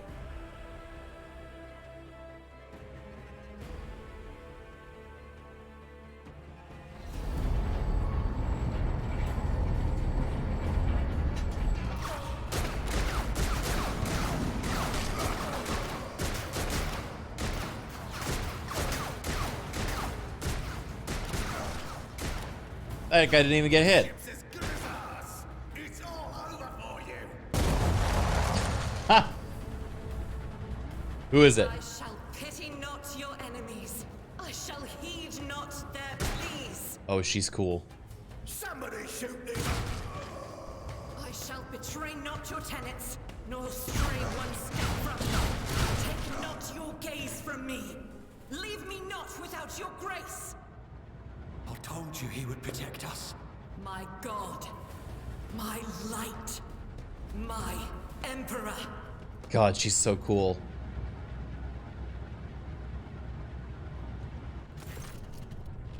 The white-haired warrior turns to face you, her eyes, dark eyes blazing. The weapon quivers in her hand, and for a brief moment it seems she is not going to stop, and will instead continue eliminating every target she sees, starting with you. Sister Argenta. Sister Argenta, it is a relief to see you. Yeah, she didn't miss once, compared to we've never hit once. Your face, it is unfamiliar. Who are you? The Lord Captain's heir. The hour is dark and daunting. The ship abounds with corruption. The faces of friends who are twisted by sneers of heresy. The eyes of comrades ignite with the archenemy's hunger. I will do what I must to halt the advance of the dark forces. But in these dire moments, little can be trusted. So I must know, why are you here? Sister, I beg of you. Now is not the time for interrogations. The ship is under attack by heretics. We've been betrayed by our esteemed Master of Whispers. Edelstrad the Heir is waiting for our aid, and Lord Captain Theodora is expecting a report on our success. We are here to deal with the situation, so I suggest we all do just that.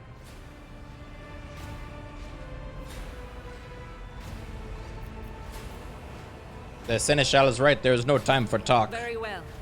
We may leave it at that. For now. I cannot wait to rain righteous fire down upon each and every heretic. What is a warrior of Adeptus Sororitas doing aboard a rogue trader's ship? Sister Argenta is a guest of the Lord Captain. And that story deserves its own time and conversation. Under more It's a long story. Don't worry about it. Enough idle chatter. I am where I must be, and that will suffice. All right, let's go. Through this door, I shall join you, for it is my duty to the God Emperor to destroy this heresy. We will Thanks. follow. For now, we will hold off any heretics who might try to crawl in through the cracks to join the main assault. And we'll take a look at the generators while we're at it. Those villains made a mess of the cables. Oh, I wish we had a Tectomat with us. But we'll see what we can do without one. Okay. good to hear it. Sister? Ready. May Not Terra's the light cables. illuminate our path through fire and darkness. We gotta do all sorts of cable management. Scrappy autogun? That seems worse than what I got. In this tapestry of a world, I I am the rogue thread. Yes, I know. You've mentioned. Goods. Collect goods. Oh. They will see. Oh, yes, indeed. They all will see. A child was saved from death. 1,000 heretics were burning alive, begging and sobbing and howling. Open with the right tool. Onward. What do you mean by this?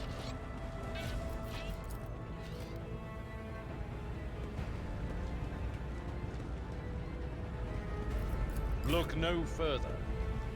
A chainsword is a good tool? That's not the Seneschal's job. Not my job.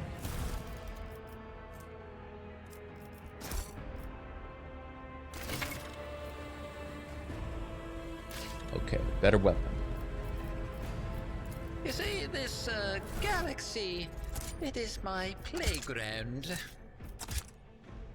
Dual wielding. Patience! My nerves are frayed!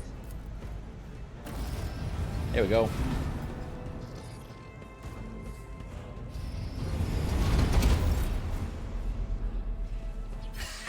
You Oh.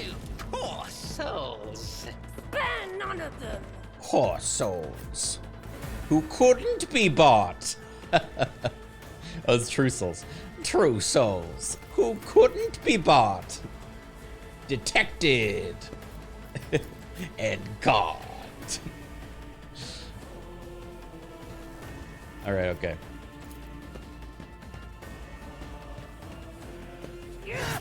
Abelard!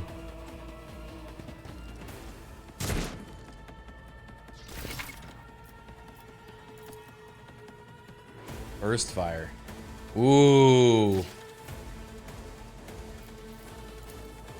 Can I go different order? No, she has to go first. Oh, that's gonna kick my ass. What if I moved here first? The enemies of the Emperor will be undone. Faith without Ba, ba, ba, ba, ba, ba. is worthless. Woo!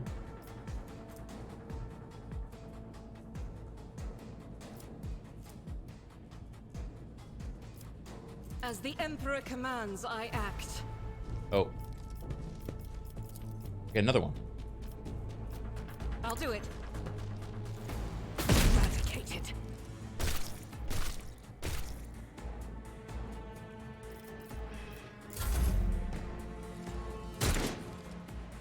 Uh-oh.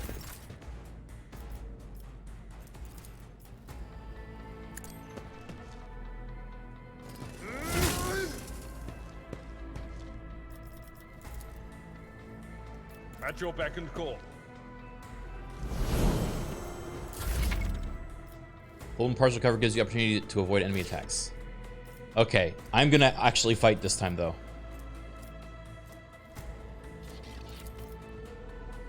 Bam! Within unpredictable downfall. I'm helping. Oh, shit.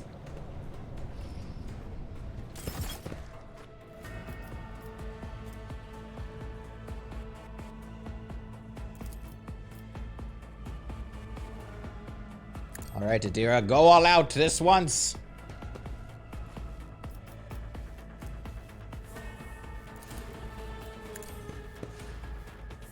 You got this.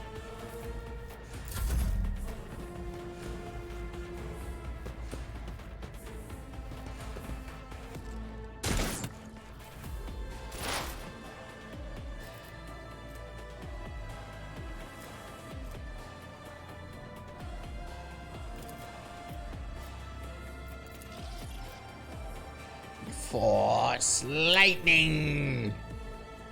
Gone.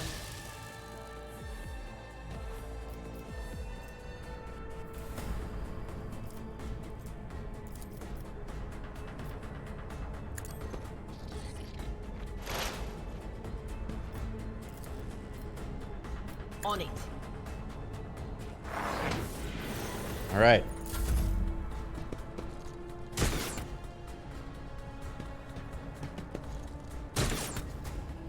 Oh, we're killing it right now.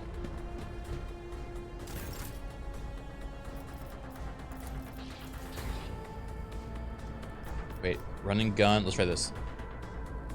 This is unacceptable. Oh, maybe I already did that.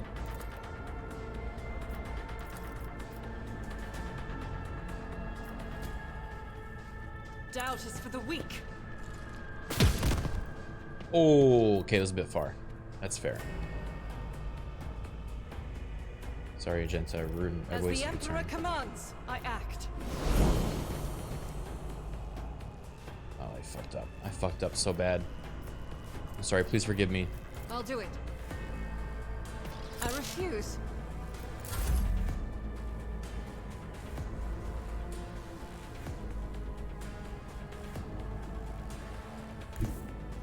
My place is at the fort.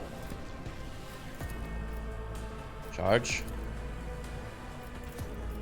Charge!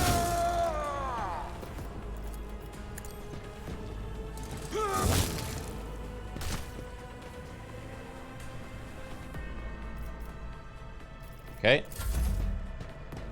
He's kind of out in the middle of nowhere, but that's okay because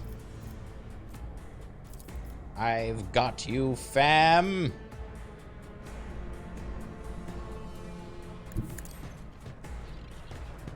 Time to be a hero.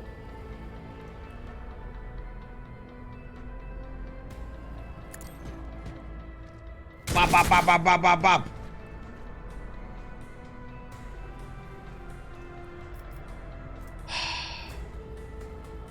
Why did that not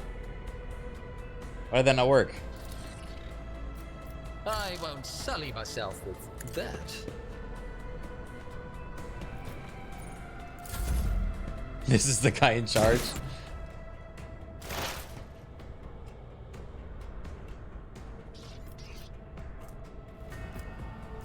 Yell move. Do. Ah! What an unfortunate turn of fate.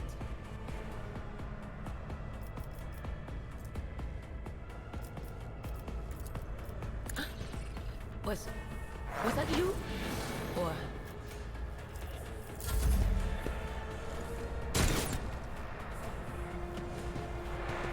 Hell yeah. I will bathe this battlefield in righteous fury. Faith without deeds is worthless.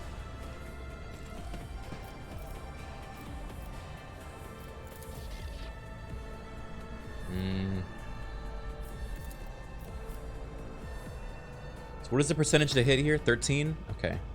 Versus 62. All right. I'll do it. 2 shot. Damn.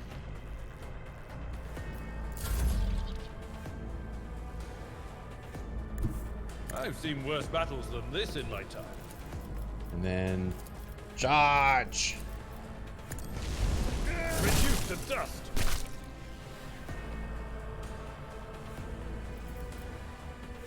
What is this? Oh.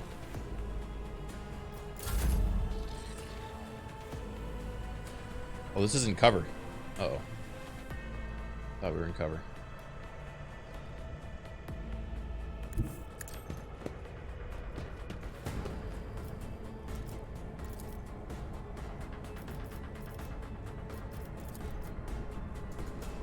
Yeah. Ah, another one. Woo! Headshot. I know what is to come.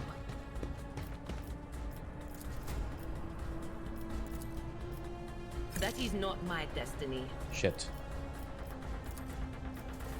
I'm Get not closer. So sure. No can do.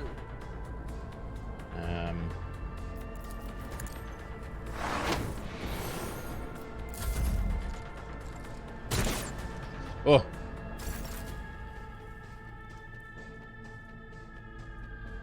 God Emperor, move through me. Be the fire in my heart. Shoot. Damn.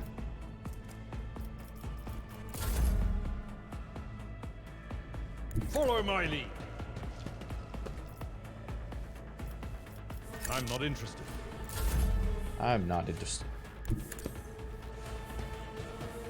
The storm approaches. All right, come on, finish this guy. Everyone's counting on you. What if? Fuck.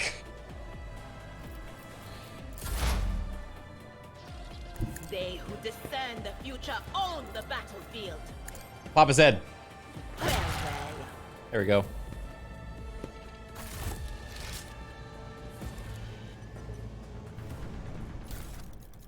Ooh. A lot of loot.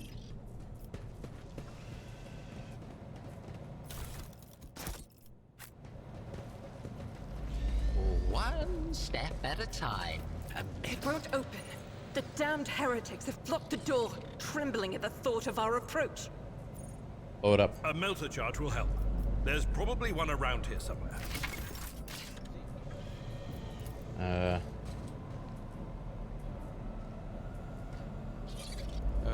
A nice little stroll.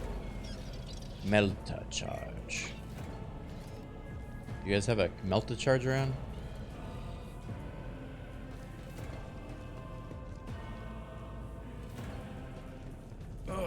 This master-crafted patella augment is not fit for a servitor.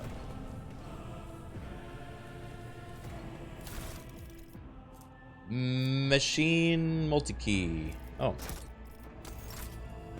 Probably works, right? The sooner we start.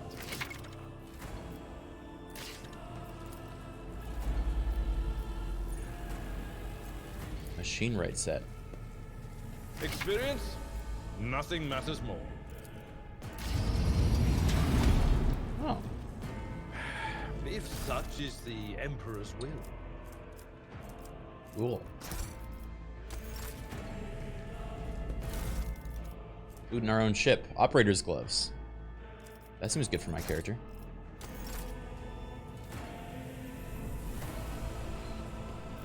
To the ordinary, I am an enigma. He's so full of himself.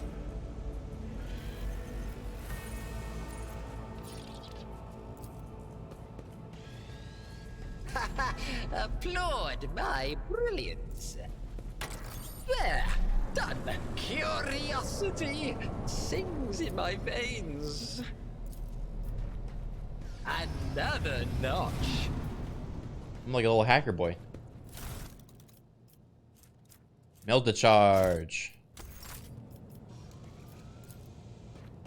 Oh, applaud my brilliance! Ooh, a shotgun. Should I get a shotgun? A noble with a shotgun.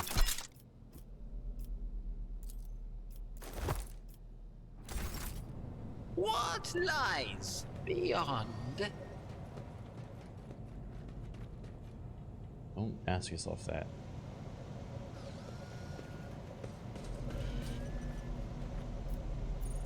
There will be no We peace are the in spearhead my of the wake. Imperium.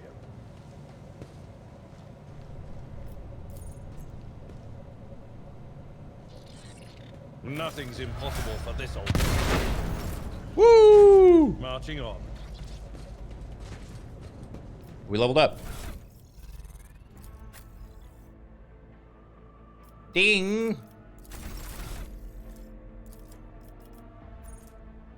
Officer immediately grants an ally an extra turn with action points equal to 2 and no movement points. That seems really good.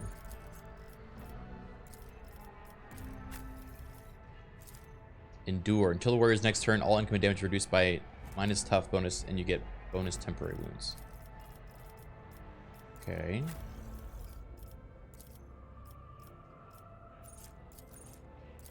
Revel in Slaughter. The soldier immediately removes the winded effect until the end of the combat. The soldier gains ballistic crit chance and agility crit chance. Okay.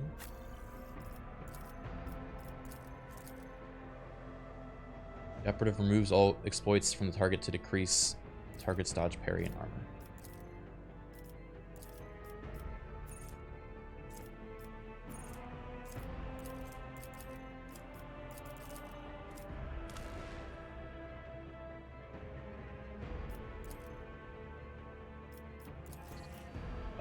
How do I say yes?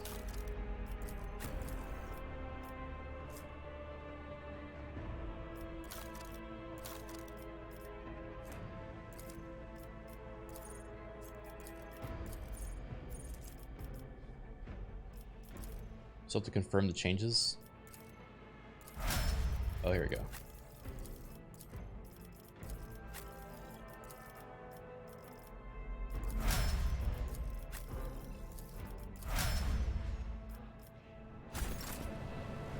Alrighty then. Light of terror, guide our way. Oh, let us. Should I divine our next step? Alright, everyone run around together. Go over here. The stars are my canvas, and anarchy, it's my brush. My guy sounds a little heretical. Just a wee bit. Deck officer helmet. Alright, I'm gonna Your give you seneschal is always there for you. funny helmet.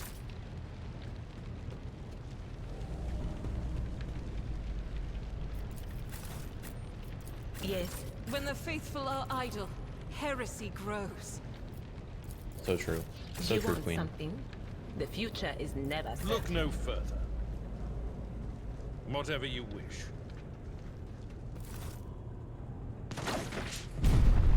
Uh-oh.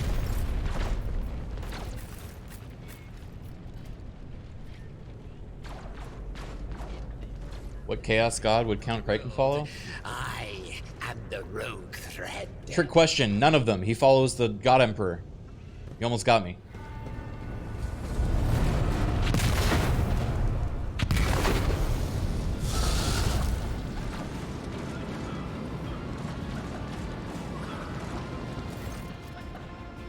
Roar of flames rings in your ears, and choking smoke makes you cough and gasp for air. You instinctively recoil from the scorching heat, wiping your face. A moment later, a hazy silhouette forms in the raging wall of fire. You are surrounded by ear-splitting noise and screaming. You distinctly hear the sounds of footsteps, and then you see the figure walk out of the fire towards you. It is Theodora! Her expression is calm, terrifyingly so for someone whose body is engulfed in an inferno. One of her hands is resting on the hilt of her power sword. The other is raised in an inviting gesture. Are you lost, my heir? Virginia goes as still as a statue, then slowly raises her weapon. An apparition! A sorceress apparition! Trickery of the warp! Sister, you will lower your weapon. Despite this commanding tone, Abelard does not sound too confident. He's staring at the rogue trader, and you notice a muscle in his cheek twitching. Threatening the Lord Captain is outrageous. This is scary. How did you get here? I am a rogue trader, Count Criken 2. I am wherever my will demands me to be. Would you prefer to be elsewhere this time? Indubitably, but you are ready? Yurda watches you without blinking. Her snake-like gaze almost makes you forget about the fire searing you, leaving burns on your skin. I can lead you out of these flames, Count Criken, show you a path, rid you of pain, and give you a weapon so that you may defeat your enemies. Decide. Your mouth begins to salivate. Each word Theodora speaks is like music to your ears. The entity that now dwells in your deepest recesses of your mind is pleading, begging, demanding that you give her immediate answer, and that answer can be nothing other than acceptance. Wait a minute. Do not listen to this abomination, Count Criken. If there is naught but his light in your heart, if you are absolute in your faith, then step into the flames the Emperor protects. His faithful will not be deterred by either darkness or deceitful promises, nor will the fire burn those who carry the torch of faith in their soul. Yes, just walk into the fire. To the void with you. We need to follow Lady Theodora before we suffocate. The people, Abelard looks back at the coughing and confused people around you. The survivors from the middle decks, we must help the crew lead them out. Find a way around. Over the roaring flames you hear distant sounds, frightening voices, screams, muffled, distorted, as if there were a body of water between you and them. What the hell?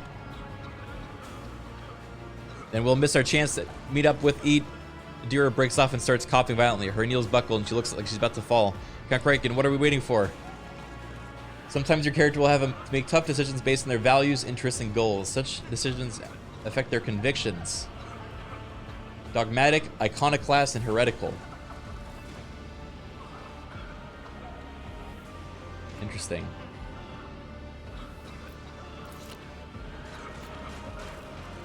I can either walk through the fire, take my pain away and give me power. I will not leave my people in harm's way.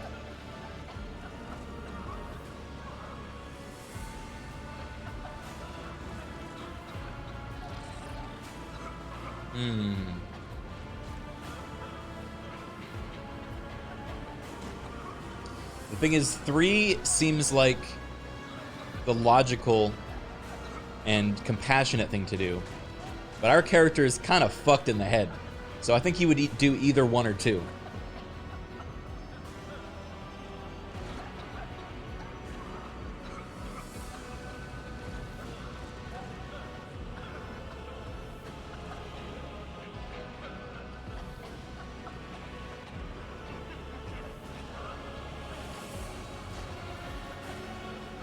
The Emperor protects! Thousands of needles pierce your consciousness, but they are powerless to stop you. Take a step forward and the illusion breaks. A wave of excruciating pain crashes over you, and Theodora's voice fades into the firestorm. You hear the voices of your companions calling you from behind, and the screams of the weak dying in the inescapable blaze.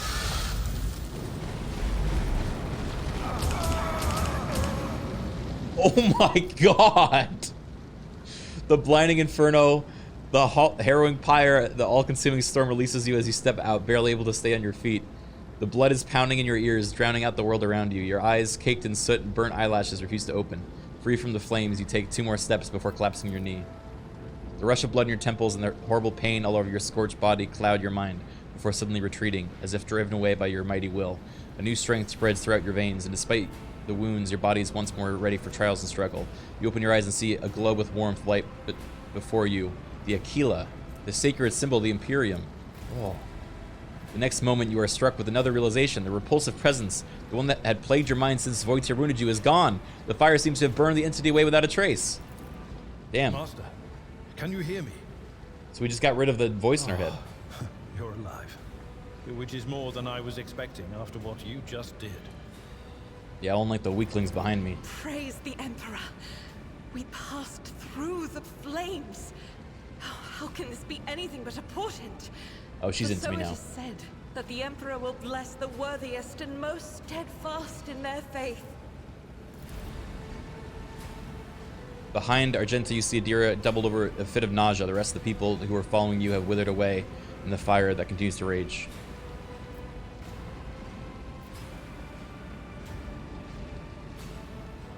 Did you see that? The Aquila was glowing. You're delirious. Whatever it is, You're you think fucking you are crazy.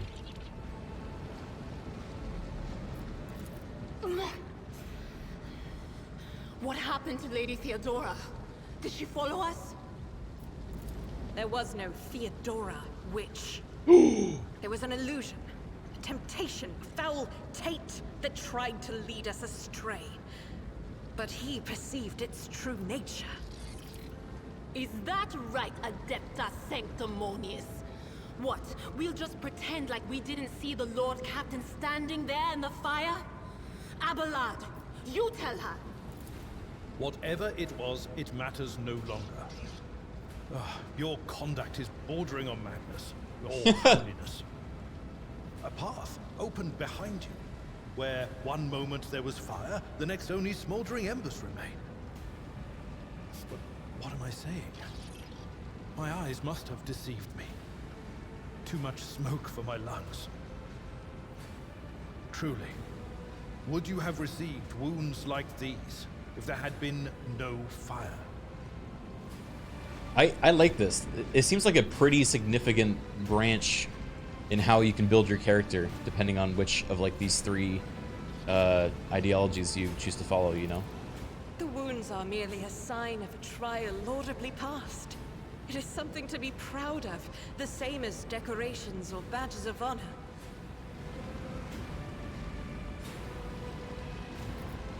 No element holds power over the righteous.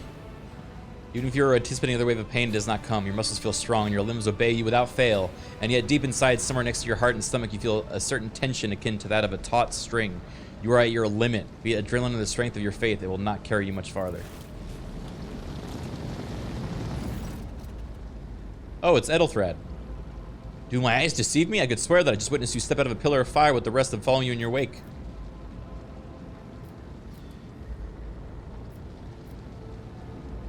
I loathe being late for an engagement. Nothing good ever comes of such rashness, yet it appears that the Emperor favors you. Edelred examines you once more. Be that as it may, your wounds are highly worrying.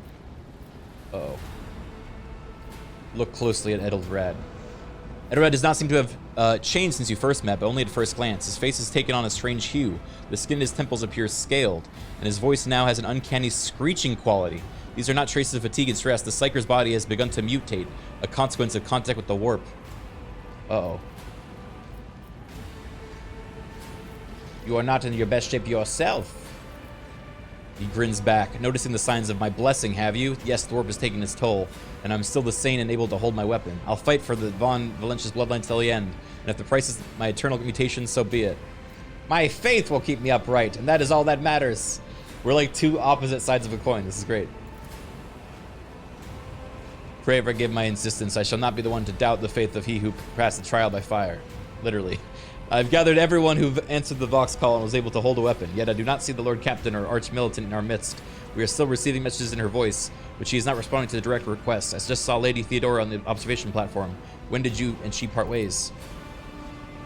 It was at this very elevator, Master Edelthred. The Lord Captain, accompanied by the Arch-Militant, headed to her chambers to retrieve an item of particular importance. After that, all we heard were the Vox broadcasts. This is troubling, and the timing is inopportune. I am still receiving fragmentary reports from the bridge. Hunrad was spotted there, and even what scant intelligence and his activities I have remind me of descriptions of sorcerous rituals. If that traitor has resorted to witchcraft, we must stop him at once.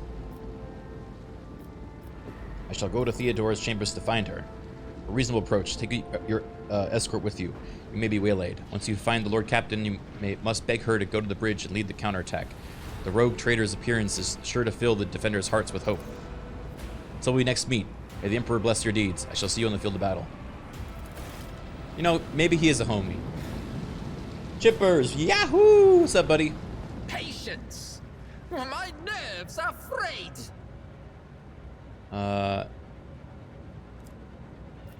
This galaxy... Here. We are the spearhead of the Imperium. Let me help. My appreciation. To the ordinary, I am an enigma. This game is neat. They will see. Oh yes, they all will see. My guy's very evil sounding, but I promise you he's not.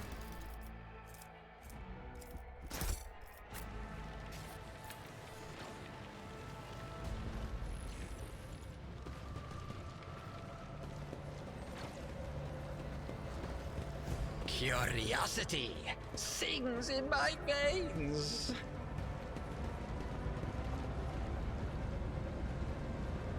His voice lines are very pro warp, but he's actually very pro Emperor. Okay. Do you see that? What? Saving game is impossible. Uh-oh.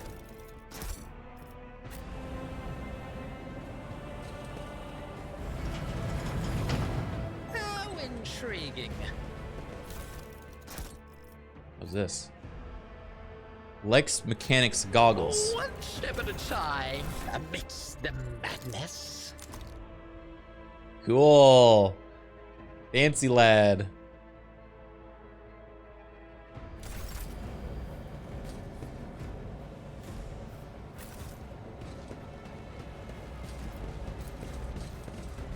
Hey, Al, bro, thanks for the 45 months, man.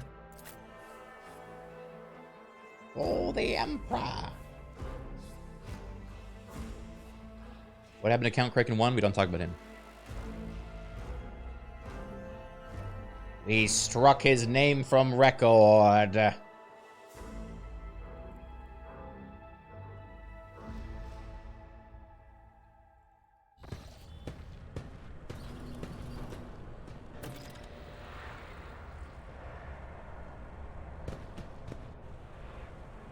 Uh-oh. Very warpy. No! Theodora!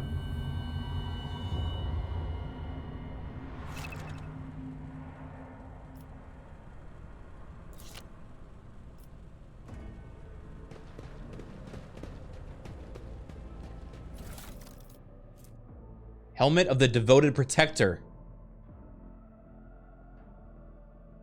Oh, that's sick. Sorry, Theodora, I know you're dying, but... Oh, he can't wear that yet.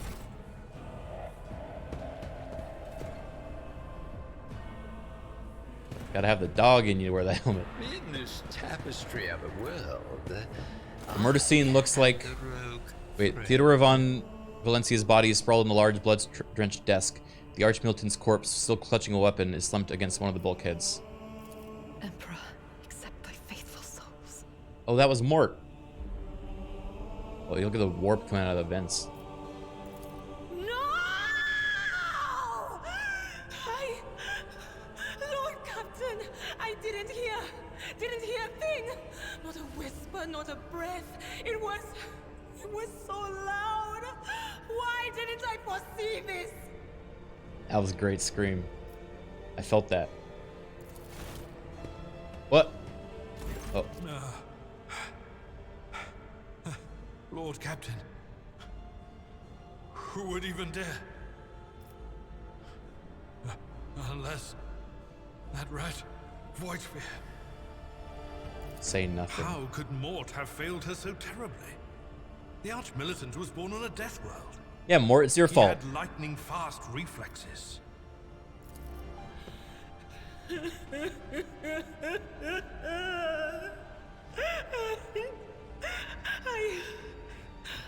I can look at things in my own way.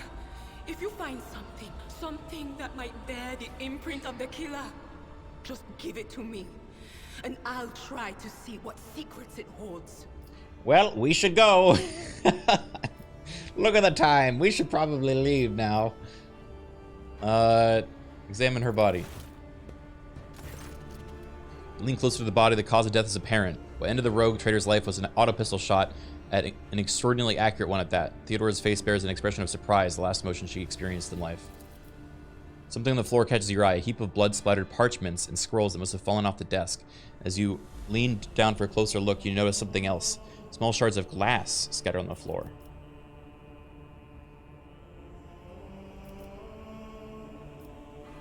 What are these shards? Inspect the shards of glass. The object found on the floor is that much as you can ascertain. Upon closer examination, the shards appear iridescent. Submerged in promethium.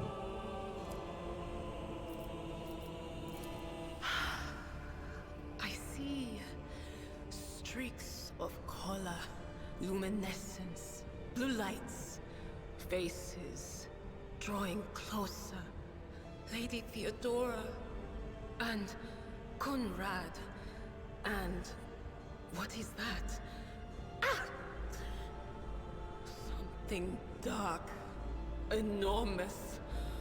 Oh, this glass thing was something foul, that's for sure. Foul glass. Okay. Tainted witchcraft.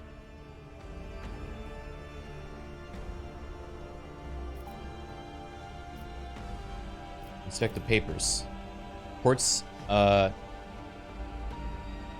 account dispatches. You go over the scrolls while you stumble upon a document that is starkly different from the rest. It is a handwritten letter sent with the initials X, C, and a seal symbol that is vaguely familiar to you. The author of this letter addressed to Theodora von is signed with the seal of one of the holy orders of the Emperor's Inquisition, the secret police of the Imperium that relentlessly hunts heretic Xenos and other enemies of humanity. Oh. The Inquisition? What do they have to do with this?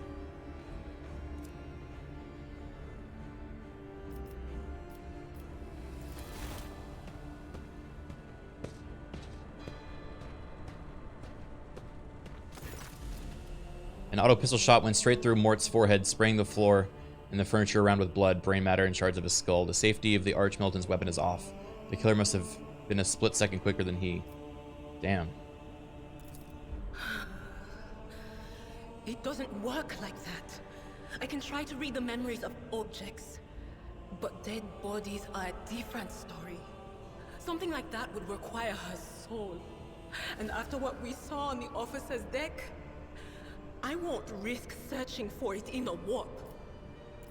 Yes, the crucible of battle calls to me once more. No, wait!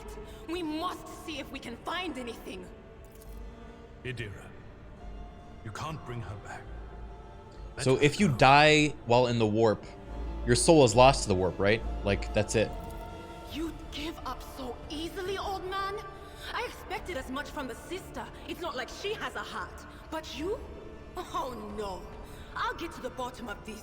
I'll find the one responsible for murdering the Lord Captain. And when I do, that scum will regret the day they were born. Damn bummer.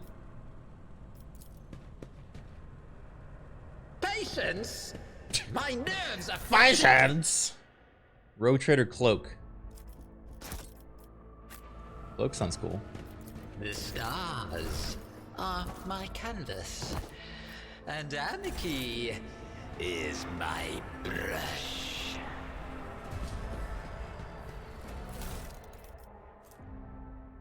Theodora's Rosary.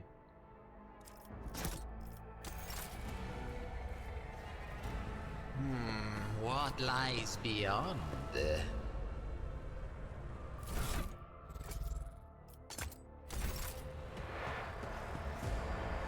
Just looting all of her stuff.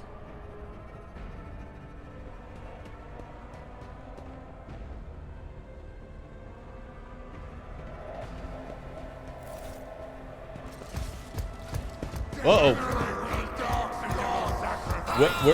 Watch this spectacle unfold. I forgot to move my team. Are you ready to die? I might be dead.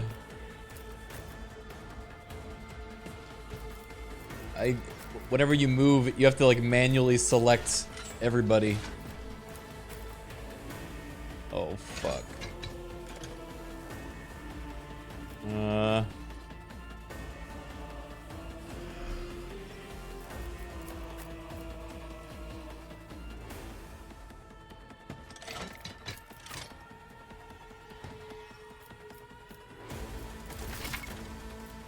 Armor protects the character from the incoming damage. Light medium types are both available to you at the moment. Okay.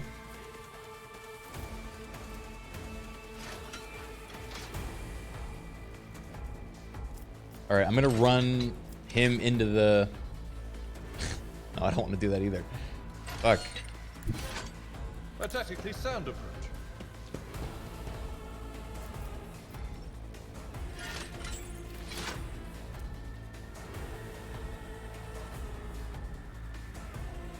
Let them come.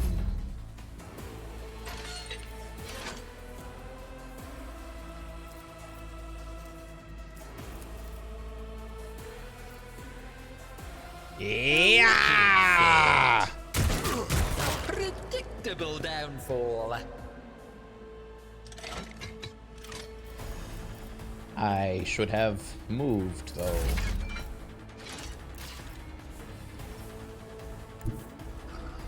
Okay, be brave. As the Emperor commands, I act.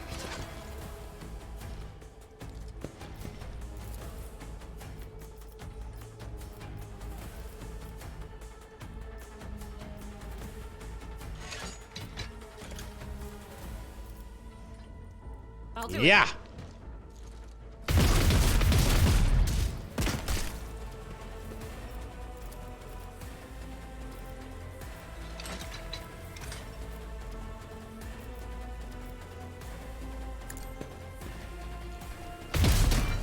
Oops.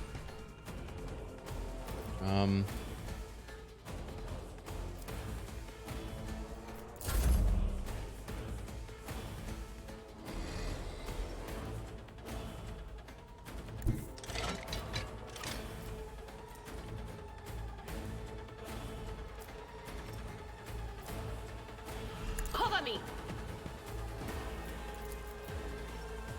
Electric move.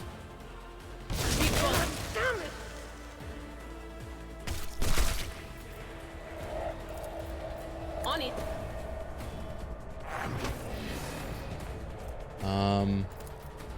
But of course. Should have done that first. Okay. Uh-oh. Here he comes. Uh-oh. Ooh! Oh, it's 3 damage. Alright, we're okay, we're okay, we're okay. My place is at the fore. It will be done. I took care of this one. Yeah, you did. He's so cool. At your beck and call. I am also here. Within schemes. As the Emperor commands, I act. 1. That's Faith it. without deeds is worthless.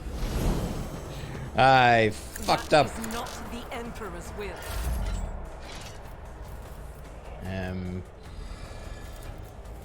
A wicked thought. Ooh, 5. Very good. Let's see.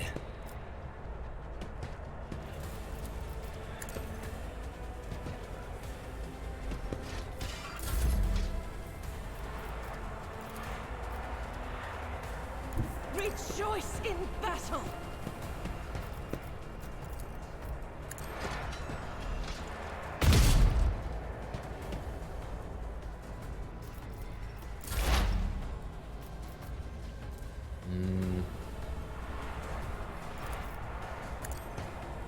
Yell move. Should have analyzed the enemy again. Will do.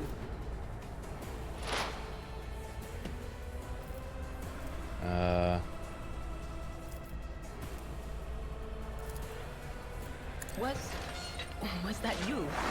Or What are you gonna do? Abelard! Indeed. Oh! Attack denial?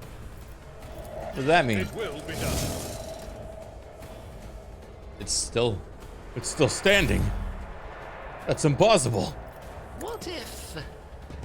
fate claims another... Haha, I got the kill. See, I'm helping. Officer grants an ally an extra turn with full AP and MP. A lot of martyrs.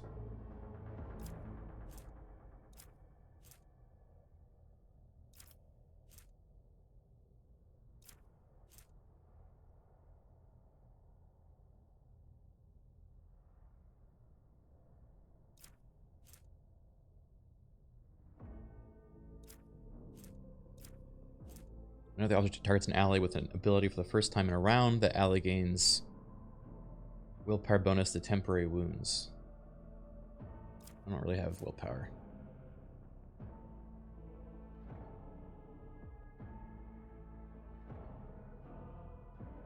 So this is like, I can keep buffing the same person and they get more resolve. I don't really know what resolve does, though.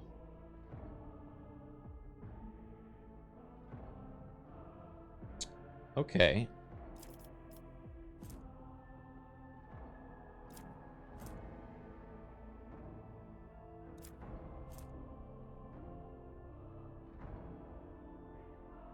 Whenever heroic act is used in combat by any character, the officer's next attack will cost 0 AP. That seems pretty good.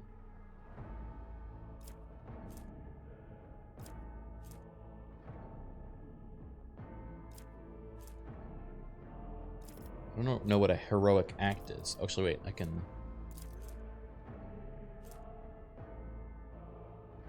First use of a heroic act in combat costs 75 momentum. Okay, we haven't really learned that part yet. I'm gonna stick with...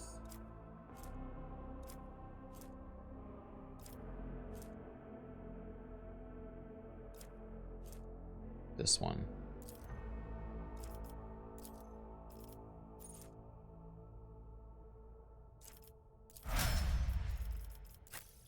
All right. And you, my friend. Ooh. Warrior has no limit on melee attacks this turn. Damn. Epicenter of slaughter.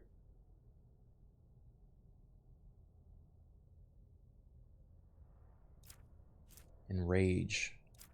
Contempt. Thick skin. Ooh, I kind of like that.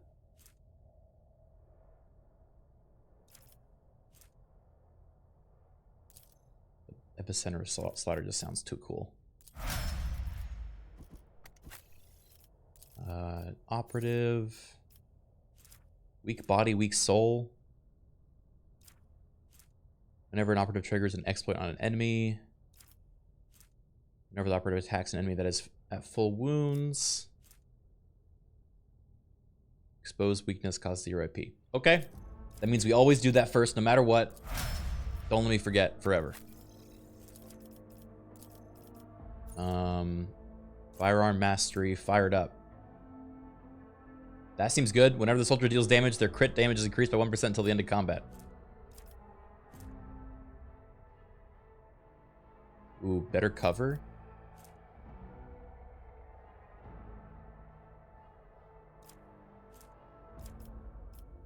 I also like this. After dealing damage to 3 different enemies, the soldier gains more damage for their next attack to the current combat. It's only for the next attack, though.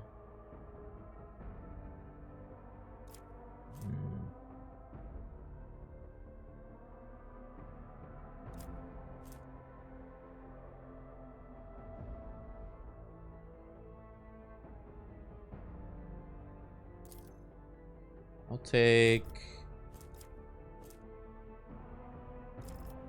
the surroundings one.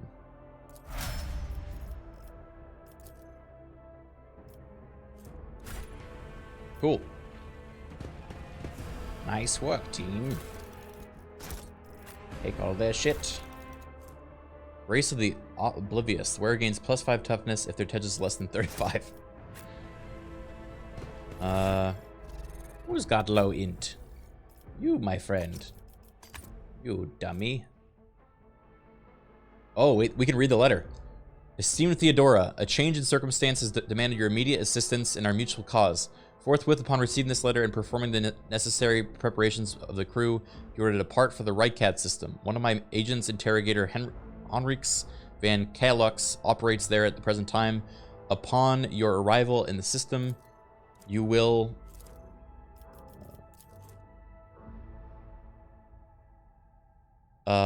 upon your arrival in the system, you will, without delay, make contact with him and offer any assistance required of you, after which you will provide him passage to the Forabunda system aboard your ship. On footfall, the interrogator will remove himself from your presence and await further instructions.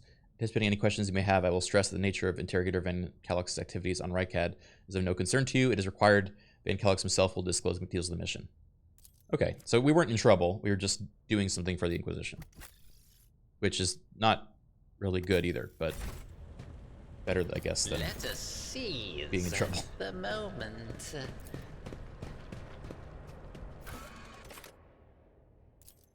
All right, back to the bridge. Let's finish this.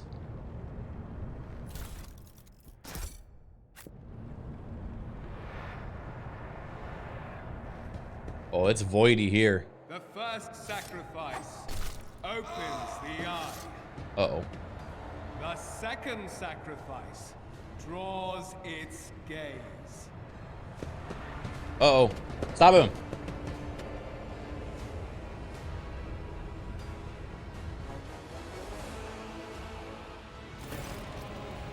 Ipsomorium, thank you for the 18 months. Frodo looks somewhat harrowed, but is still in one piece. He glances at you, then over your shoulder, clearly alarmed. You are here, but where is Lord Captain? I found her and the Archmilitant in her study. God, Emperor, preserve us. The rogue traitor is dead. The ship has lost her Lord Captain in the house its head. As you watch, the sleeve of his jacket burst open and 2 bone growths pierce through the fabric. No matter what ritual Kunred is performing here, the warp is too strong. I cannot withstand it. I feel my body changing with every second. The warp is ringing in the air. This is the end. We will perish in the warp along with the Warrant and all the dynasty's heirs. The enemy of humanity has triumphed. I've seen it before. We'd better get away from him. The change is already accelerating. I forbid you the very thought of yielding. The ship can be steered out of the warp. We first must restore communications. Only by resigning your fate will you suffer defeat. Words worthy of a righteous soul. Say the lofty words, will you? The navigator is ready to take the ship out of the warp if he gets help from the bridge. He stares at you with eyes hardened with cold resolve once more, that we have no right to bow our heads. Stop him! You can see Kunred clearly in the gloom of the bridge. The broken blade he is holding is stained with dark drops. They seem to have a pearlescent glimmer to them. We are out of time. He bites his knuckles, desperately thinking. You see a wave ripple across the whites of Ethered's eyes, and they begin to turn a sickly yellow.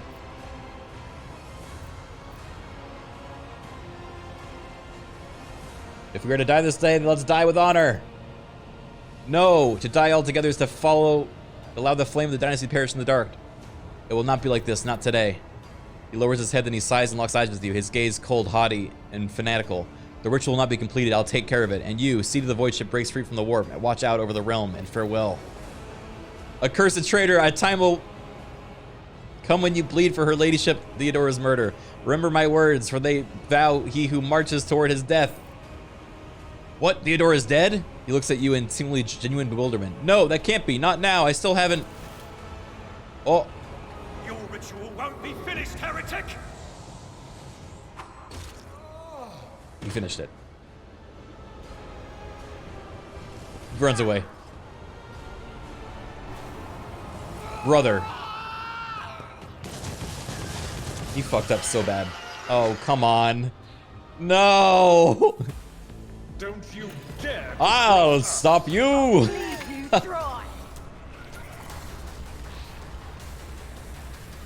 To use the unique abilities called Heroic Acts or Desperate Measures, momentum is required. Depending on the actions of your party in combat, the momentum bar will increase or decrease. A high momentum value allows a character to use a Heroic Act. A low value grants access to Desperate Measures. Both abilities can completely change the course of battle. Oh, that's cool. So if we're winning, we get momentum. If we're losing, we get Desperate Act.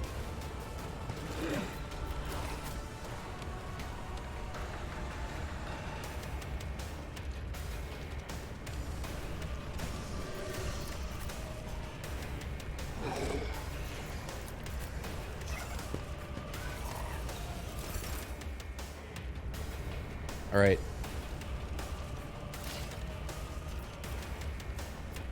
I believe in you.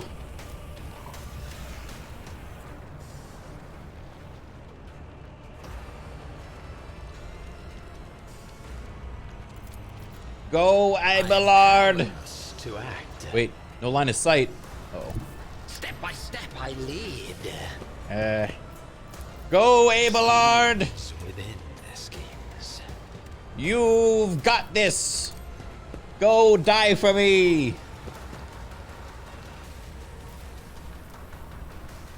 And you. A genius at work. Extra turn.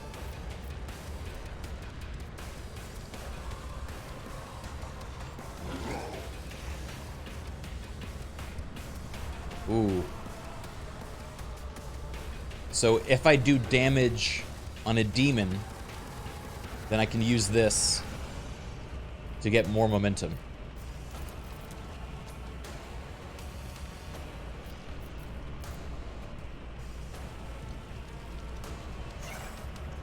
As the Emperor commands, I act. None can escape the Emperor's judgment.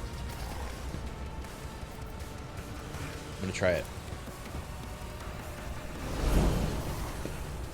Sick. Is momentum? I don't know. Veil degradation. Ooh. The more the psychers use their abilities, the higher chance the veil ends. Okay, that's fucking. I didn't notice that till now. A wicked thought. Gotcha, bitch.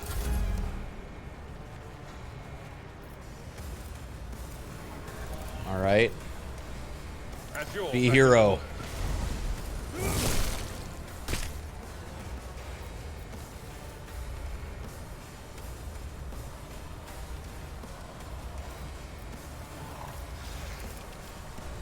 Victory is imminent to a target. He's so cool. All right, now endure. Endure whatever the limbs slowly tumbling down the stairs. So loud. Endure! My brave Abelard. Yes! I've suffered worse. Yeah, he's so cool. All right. Run and gun.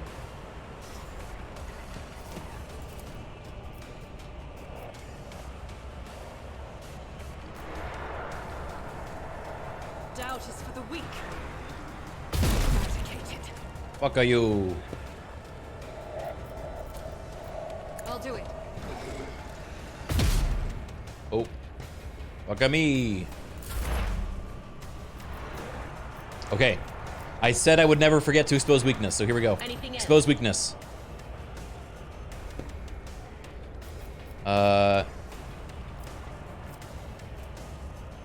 Analyze enemy. Will do. Yell at enemy. But of course. Uh-oh, the warp went up a little bit. Or warning on Abelard. Was that you? Or Uh-oh. Maybe I should watch out using that. I didn't even know you were here. Abelard!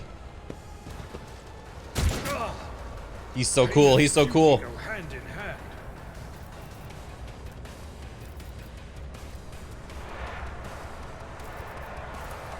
Abelard, take But your I won't turn. do that. Oh.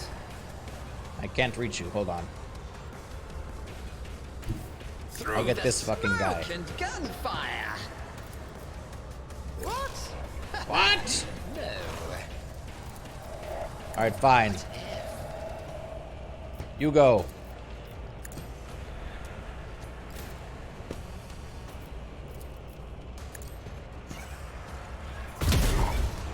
Nice.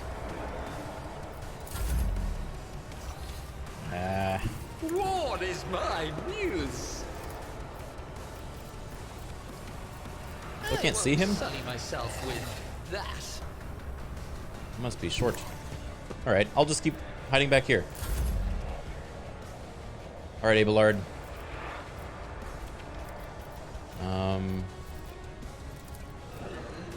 Indeed. Huh? What is he doing? He took an extra turn.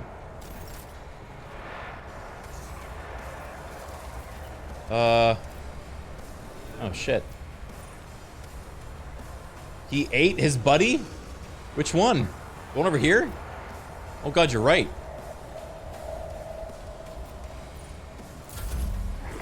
I've suffered worse. Abelard! Good parry.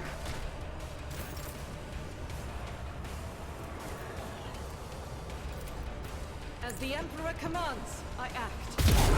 Oh wait, am I still standing in goop? What is this? Actually Actually, it doesn't look like it. Maybe? Unclear. Expose weakness again. On it.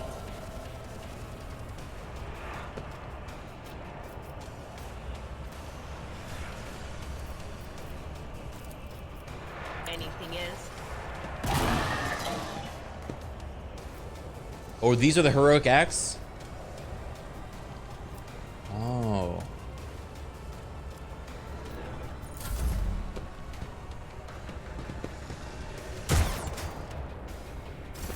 I think Abelard should use his. Oh, this is mine. One friendly creature often grants an ally an extra turn with full AP and MP. During the extra turn, there's no attack limit. Aha! I see. Oh. Ow, ow, ow, ow, ow, ow. I'm powerless to act.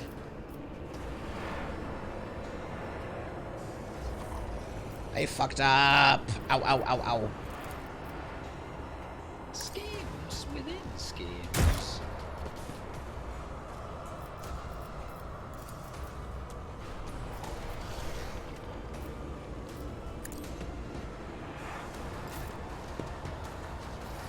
All right.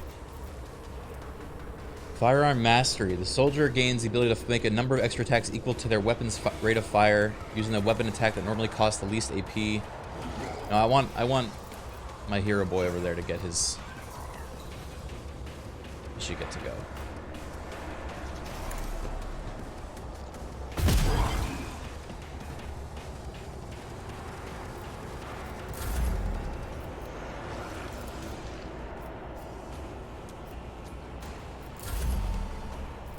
All right, here we go. Daring Breach. Restores all AP and MP and gains 3 MP until the end of the turn. So wait, do I attack first and then use this?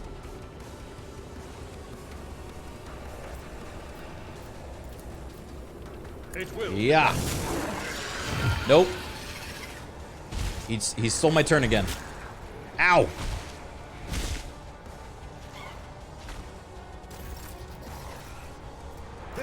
No matter. Daring Breach. Hiya!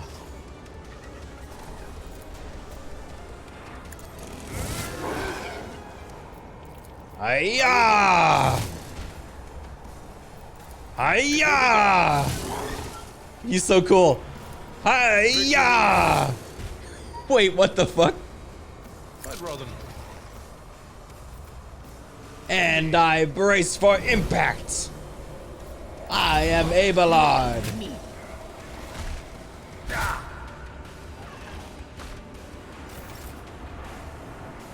Oh, we're toxined. We should leave. Guided by faith.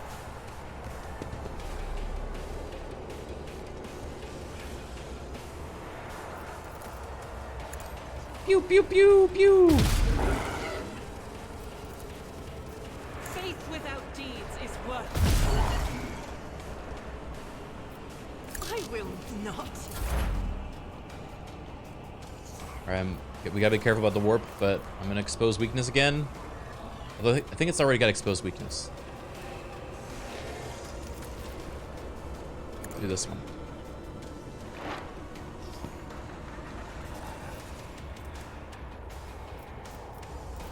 Can I do both?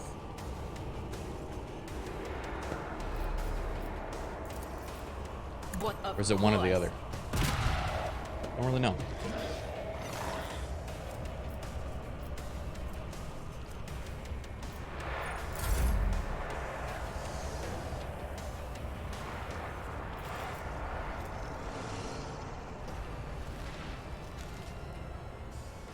Wait.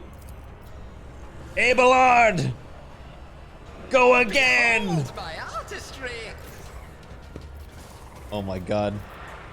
Again! Yeah! Yeah! Yeah! He's so cool, he's so cool, he's so cool. Holy shit.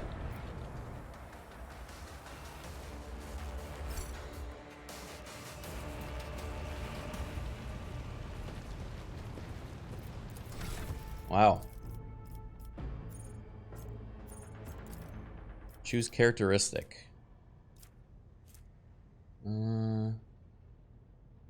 Fellowship.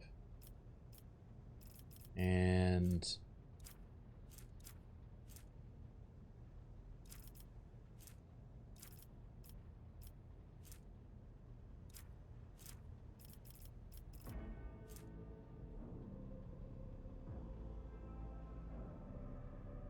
I could have the double weapon thing.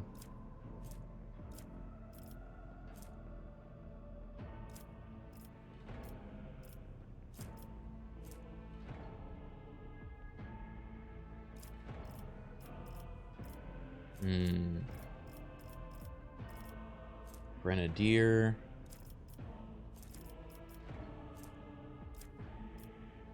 You kill it. The servant kills the target that the noble dealt damage to last turn. The noble gains +1 AP next turn. Noble servant gains +2 movement points every turn. The noble and the servant are adjacent to each other at the start of the noble's turn. They both gain temporary wounds equal to the servant's tough bonus or noble's fell bonus, depending on which is higher. The noble uses an ability on their servant. The servant gains +1 AP next turn. Does not stack with itself. You do something. I mean, this is good with our boy.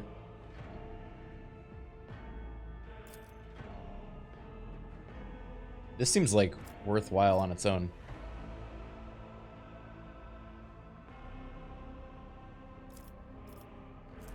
You are next. If the servant has less than 30% maximum wounds, the noble can use you, serve me, once more in battle, designating a new target servant, and removing the effects from the previous one. That's dark. I'll take the you do something. Alright. Thick skin. Desolation.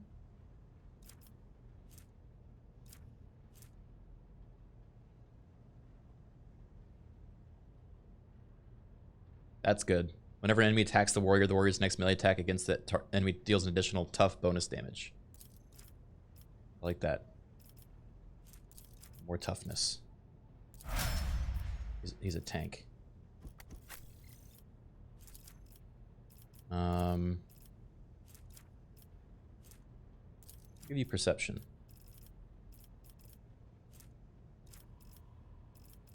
Any crazy ability down here? Unnatural luck. When the ally suffers a critical hit, becomes a normal hit. Oh, that's really good. Visions of Doom. Ooh.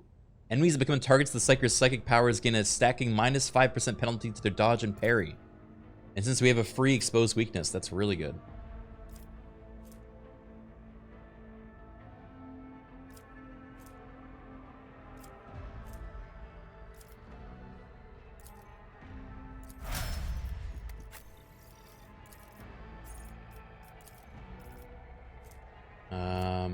I'll take some more ballistics.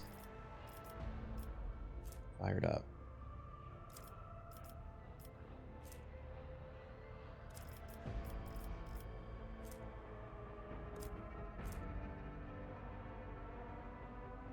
Revel and Slaughter can be used after 2 kills instead of 3. What is Revel and Slaughter?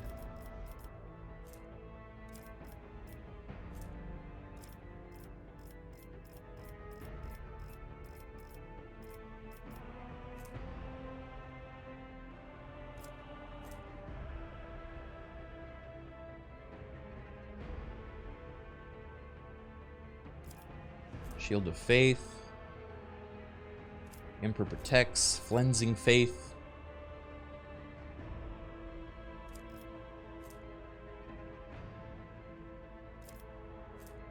Doing my part. If there are no other character in the current party has the same marked as this character, the first use of any ability from this archetype costs 1 AP less. That seems pretty good.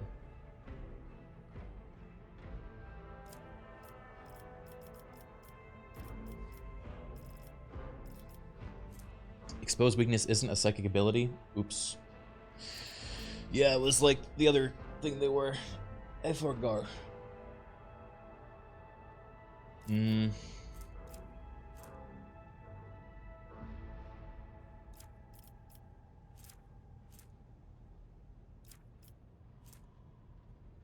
Oh, that's sick. Whenever we use cover against an enemy attack, we get a free crit against them. And since we have bonus cover from this, and that's really good. Cool. Yeah, I like that the levels happen pretty quick. They will see. Oh, yes, Blade shard. indeed. They all will see. Mantle of Heroism.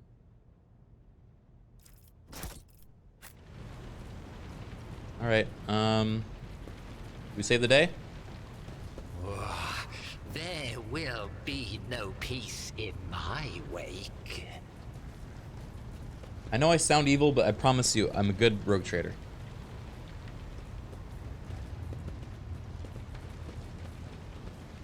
In this tapestry of a world, I am the rogue thread. Yeah. Master Helmsman, system status report. Oh, he looks cool. By the Emperor, it's the Seneschal, living and breathing. The white-haired man with sickly pale skin salutes you. Well, there's a tricky question. The whole place is so overgrown with foul wickedry, we'll be scrubbing it off the vid screens for the throne knows how long. We needed to reestablish contact with the navigator's sanctum. You seem to knock the officer out of their stupor, and the air around you fills with voices and commands being issued. You hear someone sobbing, one of the survivors buckling under the stress. Abelard cuffs the crying officer without even looking. Oh. Restore the Vox channel, the navigator's sanctum, ready the crew, prepare for translation to real space. Abelard pauses for a few seconds before turning to you. You may call me superstitious, but translation is not a good time to disregard rules. You are not the only one who speaks for House von Valacius. You may not be the Lord Captain, but you, more than anyone else, deserve to take her place in the ritual that is about to commence. What must I do? Take the Lord Captain's seat. Order the final preparations. Wait for the officers to report. Blah. Blah. Blast it to the void. Translation is a craft, not something to be explained in a tick. Just go up to the throne, Master Count. These people are about to do the impossible. They at least deserve the solace of seeing a figure sitting in the usual spot. Alright. This is sick. I like this. I take the fancy seat.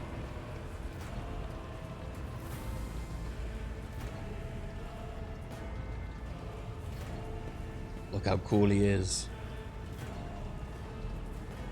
Oh, I'm gonna sit. Do I know how to sit? Theodora, the image before you is hazy, swaying in sorcerous currents invisible to mortal eyes, as if whatever it's beneath this thin shell is constantly changing while still remaining the same. It has taken the guise of Theodora, but the false rogue trader's eyes reveal the entity's true surreal nature. One of Theodora's eyes is engulfed in otherworldly fire. The other, the vessel of ancient evil, bores into you.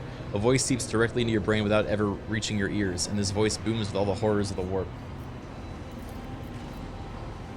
Mortal, who are you to oppose the very flows of fate? The vision lowers its head, and its towering gaze boring into you. For but a moment, something changes in Theodora's expression. It looks almost like a shadow of fear. It matters not. Your footfalls are an echo of the sand pouring between the scales. Your hopes and faith are my mockery. I have already resisted the temptation of the warp once. Whatever you are, you will not cloud my mind with a new illusion. Theodora hisses almost painfully, as if wounded by your words.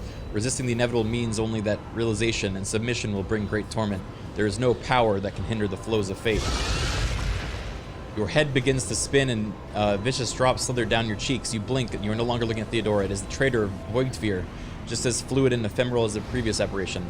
The same terrifying voice seized from his lips. The aspirant vowed to return with a trophy, a relic that could serve the edge of daybreak. The fate was assured in the steps chosen, and yet you broke the unbreakable when you took the aspirant's place. I see you on the day when the final dawn rises over the Aeon world. I see you by my side on that day, the day of my resurrection. The image is scattered by invisible sorcerous winds, and you see Adira, her eyes aglow with the same sinister flame.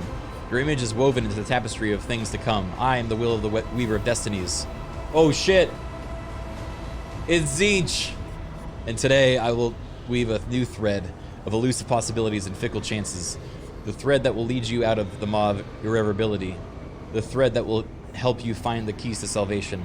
The thread that will guide you in the weapon of our return to me. cavalcade of hazy glimpses of future yet unknown passes before your eyes. A flash of crimson, purple. The images replace one another in a violent kaleidoscope without ever letting you get a proper look at them. Throughout the rippling image, you see a twisted image of Abelard, the loyal seneschal of the dynasty. The path is set, child of the dawn. Thread is woven. Follow it, servant of mine. Damn. Before turns around, looks up at you. He hesitates for a few moments and addresses Abelard. Seneschal, the Vox signal stable, which means the navigator gave his life battling the storm that nearly claims the non-Valencia's flagship. We will honor his memory along with all that who have died this day. Seneschal, will you tell us now who is that? Where's Lord Captain? As first officer, it is my duty to inform you with the greatest regret and indelible sorrow that Lord Captain Theodora von Valancius is dead. May her memory never fade from the annals of the dynasty. By right of blood succession, and with the absence of other kin who could challenge this decision. No, stop, I won't! Give it to me. It is hereby declared that the successor to Theodora von Valancius is her heir, the rightful inheritor of the warrant of trade, and the title of Rogue Trader. Woo! The official ascension ceremony will be held at a later time. In the interim, have you lost your tongues? Hail your lord. It is because of his toils that we all still live. The deed is done, Master. My apologies. I meant to say Lord Captain. Yay! Game over. Yeah, it was a long intro. The treachery of the Master of Whispers was fruitless, but victory came at a great cost. Lord Captain Theodora von Valancius perished along with her heir, Edelthrad, and thousands of crew members.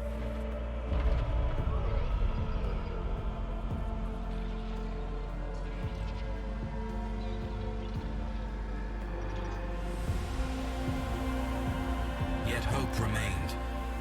For the second in line to the Rogue Trader dynasty survived. To hang the ancestral banners once again and exact vengeance on the enemies of House von Valancius and humanity. It's a cool ship.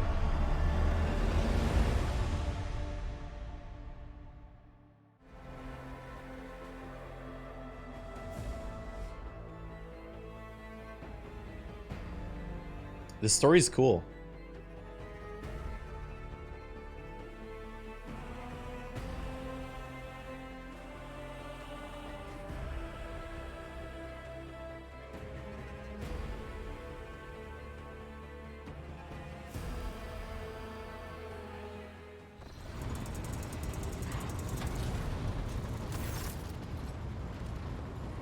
Deep shadows of weirdness can be seen in Abelard's face.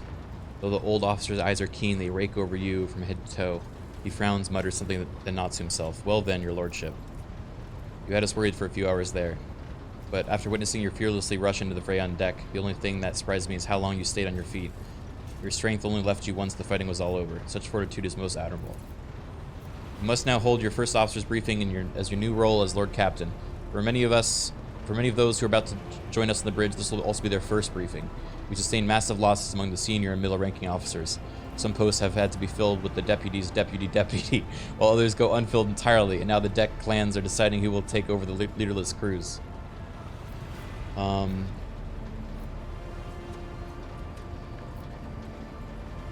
I do not wish to be a rogue trader.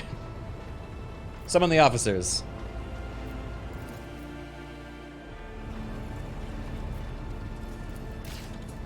Oh, hi everybody. A dozen pairs of eyes bore into you, the expressions revealing restraint, joy, curiosity, and wariness. Attention officers, you have been granted an honor. Lord Captain Count Criken II von Valancius will personally conduct today's briefings. Our most gracious Lord Captain is ready to hear your reports.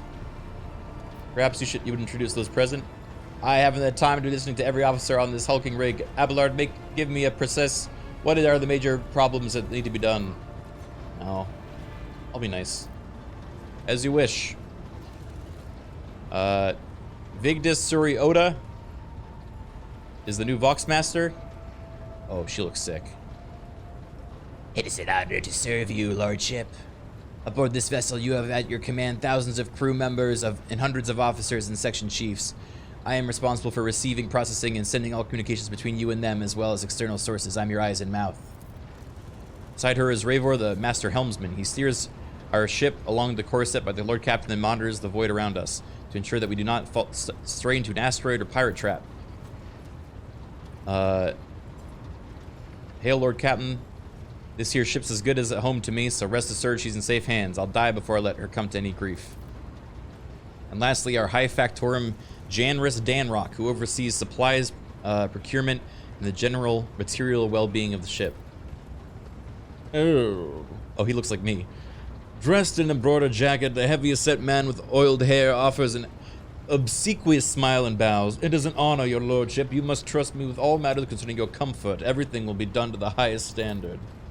In the second row, we have 3 officers charged with overseeing the ship's vital functions. The Master of Ordnance is responsible for the artillery aboard.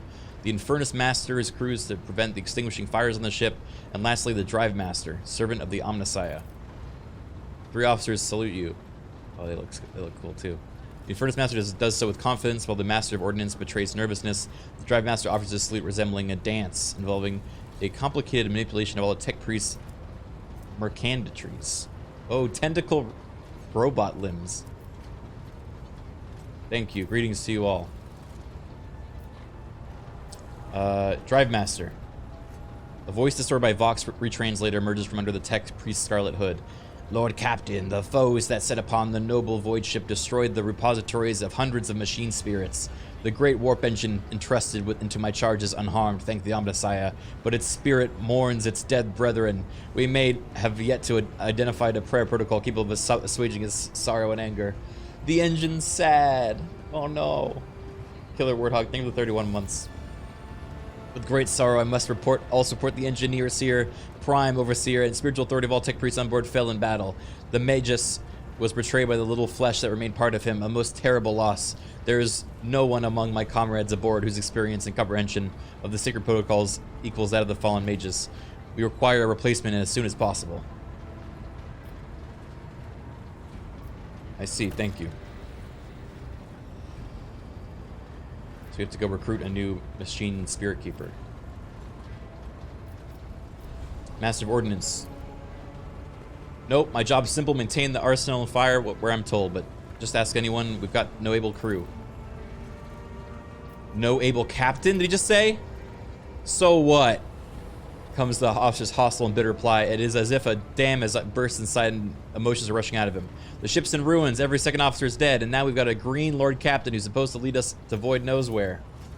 Silence! The bridge magnificent glass panes seem to tremble from the force. Enforcers, seize this mutineer. Bro, first day on the job. If only one officer out of your whole lot has fallen to pieces, then it's not that bad. I do humbly apologize on behalf of the entire crew. What would you do with this Master of Ordnance? The former Master of Ordnance, I should say. Besides, find a replacement. Execute him. Stand down, release him. I have no intention of punishing a man for a moment of weakness. Experienced Master of Ordnance are few and far between, so for that reason he may remain in post. Execute him. Consider it done. Take him away. Dumbass. The brittle laugh of the Master of Ordnance reverberates around the bridge as he is led to his fate. Fucking wild. How about you, Infernus Master? Yes, Lord. He bows his head in deference. I can report that all fires across the decks have been extinguished. The preliminary damage assessment in terms of material losses and crew casualties has been completed. The results have been submitted to the Seneschal and the High Factorum. Not good. Execute him too. The post passed to him after the previous Infernus Master and his next 3 deputies expired in line of duty. The next 3. The lad is managing well so far. He can take the heat, so to speak. High Factorum. We are toiling day and night to complete a file of accounts of the losses. The task will require next to no involvement from your lordship. I will personally ensure that all damaged components are given into the tech priest's hands for attention, that all lost supplies are replaced. There is only one resource that I cannot replenish single-handedly, and that is people. We have lost more than 2,000 crew members, and unfortunately this number is not confirmed to the scum of the lower decks, which are easily replaced, but also includes trained professionals. We will be able to make up the losses on the nearest planet, Criken Minoris. However, the planet, the whole system, in fact, belongs to the Winterscale Rogue Trader dynasty. We cannot simply begin recruiting on the planet without first coming to an understanding with the governor. In that respect, I am powerless. Negotiations at this level are a matter for the Rogue Trader. Well, that's cool. So we need to go to another Rogue Trader's territory to restock our ship. But I have to broker that, politically speaking. Especially true given Caligos Winterscale's penchant for attacking first and asking questions later. Damn. Master Helmsman, deliver your status report. Right you are, Lord Captain. To cut a long story short, the outlook is bleak. The ship's sound, more or less, but without our engineer, prime, and navigator who fell in battle, we have no way out of the system. We have tried to set so much as a toe inside the warp. I don't think we'll make it. What'll happen first? Our warp drive being torn to pieces, or all of us melting into the bulkheads? Your Lordship, if you allow me to interject. When we arrived in this system, my crew followed standard protocols and conducted a count of all the available communication channels in the region. One of them was Navis Nobilite Station. The station maintains a complete Vox silence, but even its presence here inspires hope. To have located a navigator in the very same system is an incredible stroke of luck. Oh, phew. If I were you, I'd grab this chance with both hands, or else you'd be soon eyeing up the asteroids as soon as your new residence. It's slightly less shitty news. We can go around and round the system till our heads are swimming. As long as the Promethium and supplies last, and if the thick-as grok shit lowlifes come sniffing around, we'll be able to take them out, so don't worry about that score. Okay. Bear in mind that this will not be the end of our trials. The ship's systems must be properly inspected for major damage. Alright. Dismissed. There's one other thing, a confidential matter of utmost importance. Lady Theodora, your eternally esteemed predecessor brought the ship here to the system for a reason. She was given a secret commission. You perhaps are wondering who has the authority to commission a rogue trader to do anything, and I shall tell you, the Lord Inquisitor, Hand of the Emperor, the chief architect on his will in the Cronus Expanse. Yeah, I saw the letter. Yes, quite right. She was to seek out the right-hand man, Henrix von Kalrox, an interrogator who you understand. All I know is that he is somewhere in the system. We must find him and offer him whatever assistance he requires, and then deliver him to Footfall in the Furibunda system. Finding him without any more information to go on is difficult indeed, but an Inquisitor is an important individual. The authorities in the system, either the Navis Nobilite or the Governor of Criken Minoris, may know something. That's it. You have a great deal of work ahead of you. Ugh. Hey, it's my homies, Adira and Sister Argenta. The Psyker is suffering some ailment or dark madness. She insisted on seeing the rogue trader. I judged that it may be unwise to leave her unsupervised. For a brief moment, Sister Argenta's voice sounded hesitant. I was also hoping to approach you with a personal request, but it can wait. Oh. She says daybreak. If there's nothing of value to report, come to your senses. Damn it, she presses her your lordship, here's the thing. I was trying to see the immediate future and it hit me hard. My head is still spinning. Something very strange is heading our way, and I can't make it out what it is, no matter how hard I try. A single word is all I can make out. Daybreak, or maybe it's dawn. And it's ringing and ringing like an echo, like a bell. But if it's daybreak, then why is it so dark? I cannot extract any information or value from a single word. Can you tell us anything else? No, not yet anyway. The voices are going berserk, all shouting it at once. I can't make any sense of it. As soon as I know or sense anything, I'll report it, alright? Lord Captain, if you want to take a closer look in the future, find me on the bridge and we can talk. Alright.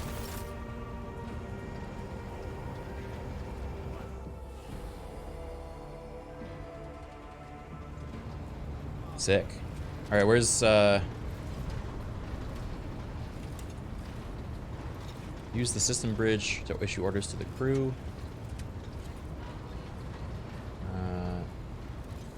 Where's Battle Waifu?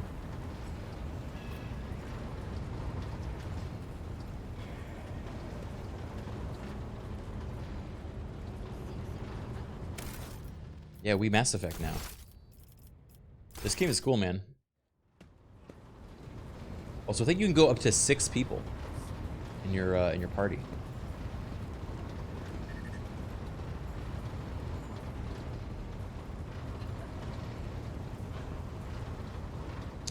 she is. Is she in my quarters?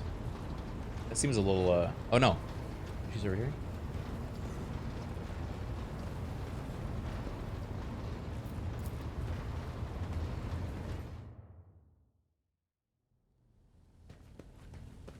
Hello?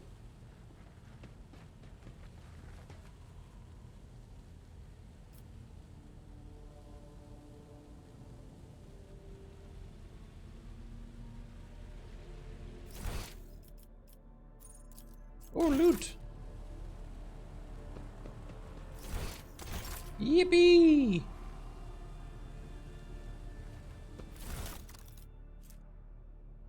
His chagrin is irrelevant. Void fears mistake cost me too much. Years of work, tremendous resources all wasted. He has failed at what he was supposed to do. Uncovering spies, and this one was a senior officer. I'm not about to discard him. Kunrad has served me for too long for his removal to go painlessly for the Protectorate.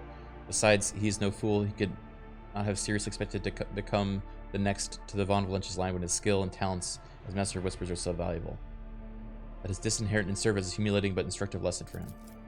So he was theoretically going to be the next rogue trader, but because he was too good as Master of Whispers, she snubbed him, and so he then pledges to chaos instead. kind of a misjudgment, I think.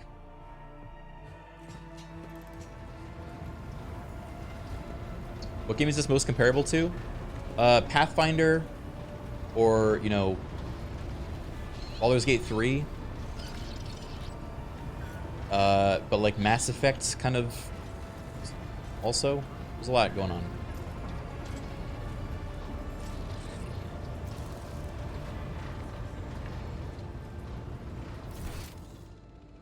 Oh, she's over here.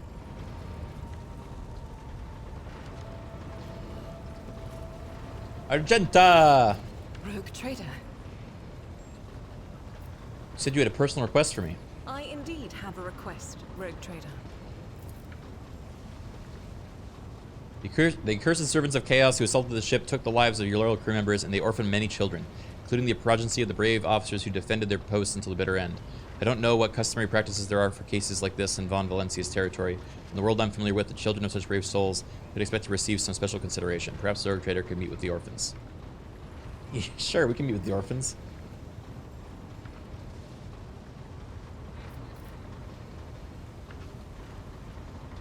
No formalities needed.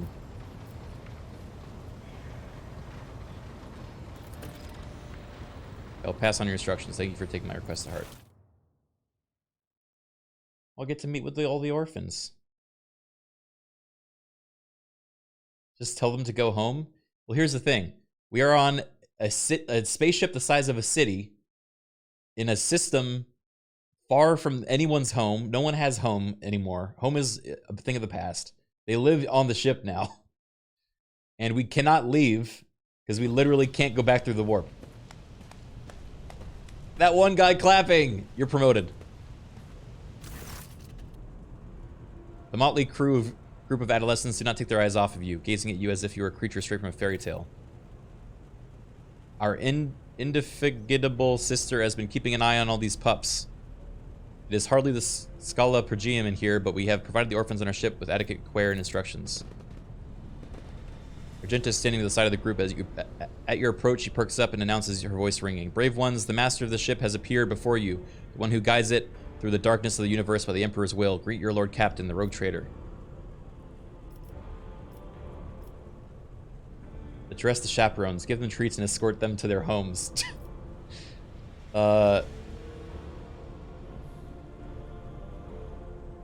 I, the rogue trader, Lord Captain of the ship, speak to you now. Your parents gave their lives for a just cause and brought honor to the Von Valentius banners and those of the Imperium. I am proud of them and believe that you will become their worthy heirs. The teenagers hang on your every word with bated breath. Only a few at the far end of the row seem sullen and not particularly impressed by your speech. One of the scowling visitors with a sin scar across his face tosses his head back and says bitterly, "So what? Why should we care? Our friends and parents died. There are dozens for you, noble lot, and you just give us speeches." Argenta quickly turns to the boy. A flurry of emotions flashes in her dark eyes, like she wants both to calm him and scold him for his impudence. Their comportment leaves much to be desired. I hope they'll be molded into worthy servants of House Von Valacious. This audience is over. Punish the troublemaker. Put the rest back in their bays. The audience is over. If you have things to say them without fear. I will listen. Rest assured, you won't be abandoned. You'll be taken care of. I'll be nice. You can tell by the bright eyes that your words and the very fact of meeting the rogue traitor in the flesh have left an indelible impression on them. Young ones, you won't recognize them in a year or two. They will learn to salute and speak only when permitted by the superior officers. But right now, clowning around is all they know. Argenta rubs her temples pensively. She smiles and offers a few words of encouragement, then leaves the bay. Out the airlock with him! Look, they lost their parents. He can mouth off a little bit as a treat.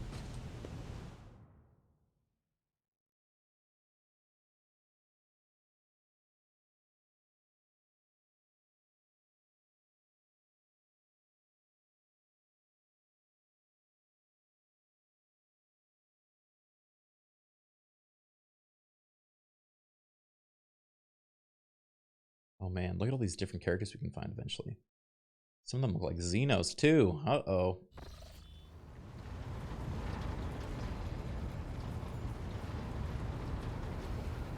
Alright, I'm gonna look at this menu. I might call it, though, chat, because there's a lot of talking and reading you have to do in this game, and it's a little exhausting. And I've been streaming a lot recently, so I might not go super long. But this game has been really fun. Take place in a vast region of space known as the Coronis Expanse. The sector is composed of numerous star systems, many of which you will get a chance to visit. Each star system contains objects you can interact with.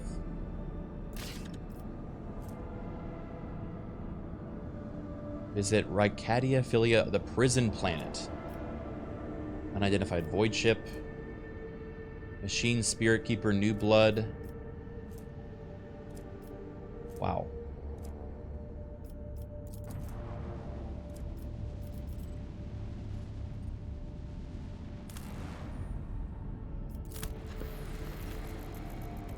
So this is like the gameplay loop once you're in the actual game.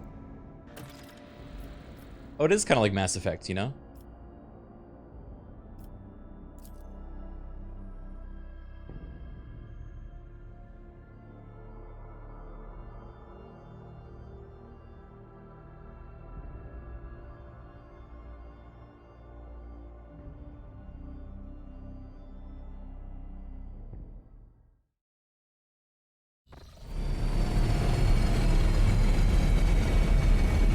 I'm guessing we can recruit someone from the prison. I mean, it's like a nice conceit, right? We lost 2,000 crewmates, and so we need to, like, go places and recruit new ones. Patience! My nerves are frayed! Penance in a prison is but weak shadow of true transformation of the soul. This ocular implant was a worthwhile investment. Huh?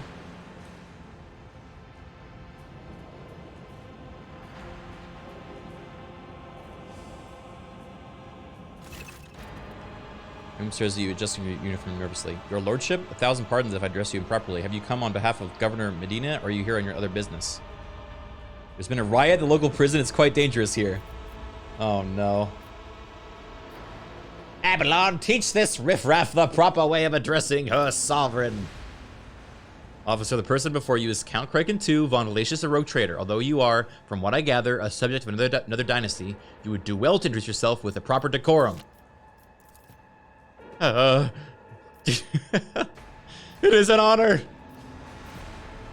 I am looking for Heinrichs van Kalox. Is he here? I have no time for long-winded talks.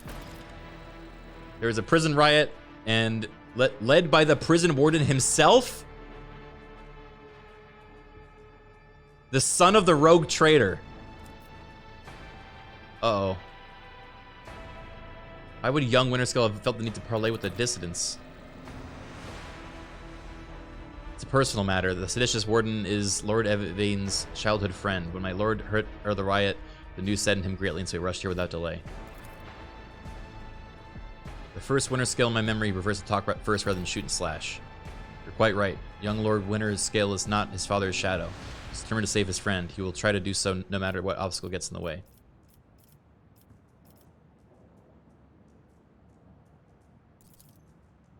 Some of the rebels have holed up in the barracks. I don't know how many, but given that this is the only way where the negotiations are taking place, I would expect heavy resistance. Damn. Your Lordship, if I may have a minute of your time, I wouldn't even have dared to trouble you with a personal matter about the situation in any case. Have you been to the capital of Rykard yet? I wanted to ask if you saw a man there, a communications officer by the name of Jasper. I have not been there. That's a shame. May the Emperor keep that fool from harm. Thank you. I don't delay you any further. Good luck. Interesting. So I'm guessing if we go in here and help with the riot situation, we would be able to theoretically make friends or, you know, allies with the son of the rogue trader that owns this region, which will make it easier for us to recruit a crew, you know? I think that's the direction the story's going. Oh, and there's cooperative mode. Cool. So you can have your friends join too. All right, well, maybe we'll play more later. If I can find some friends that wants to join too, might be fun. But for now, I am gonna take a break, and I'm probably not going to stream tomorrow. I don't know. I have to see. I have some prep work I want to do for the next stream. I haven't taken any time off recently, so thanks for hanging out, guys. Hope you enjoyed Rogue Trader. I think the devs were offering me to sponsor, and I had a good time. I'm interested in seeing more, you know?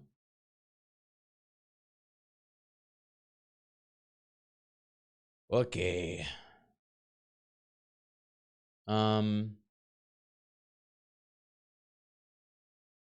Indeed, this was neat. Yeah, Abelard is sick. Abelard MVP. All right, I'm gonna send you guys over to my friend Daisy, who's playing Super Mario Bros. Is it Wonder? Super Mario Bros. Wonder? Something like that. Should be fun. And I'll see you, if not tomorrow, then definitely Sunday, okay? All right, thanks for hanging out, everybody. Have a great rest of your weekend, and I'll see you on Sunday. Bye-bye. Bye-bye. Mushroom Kingdom, here we come.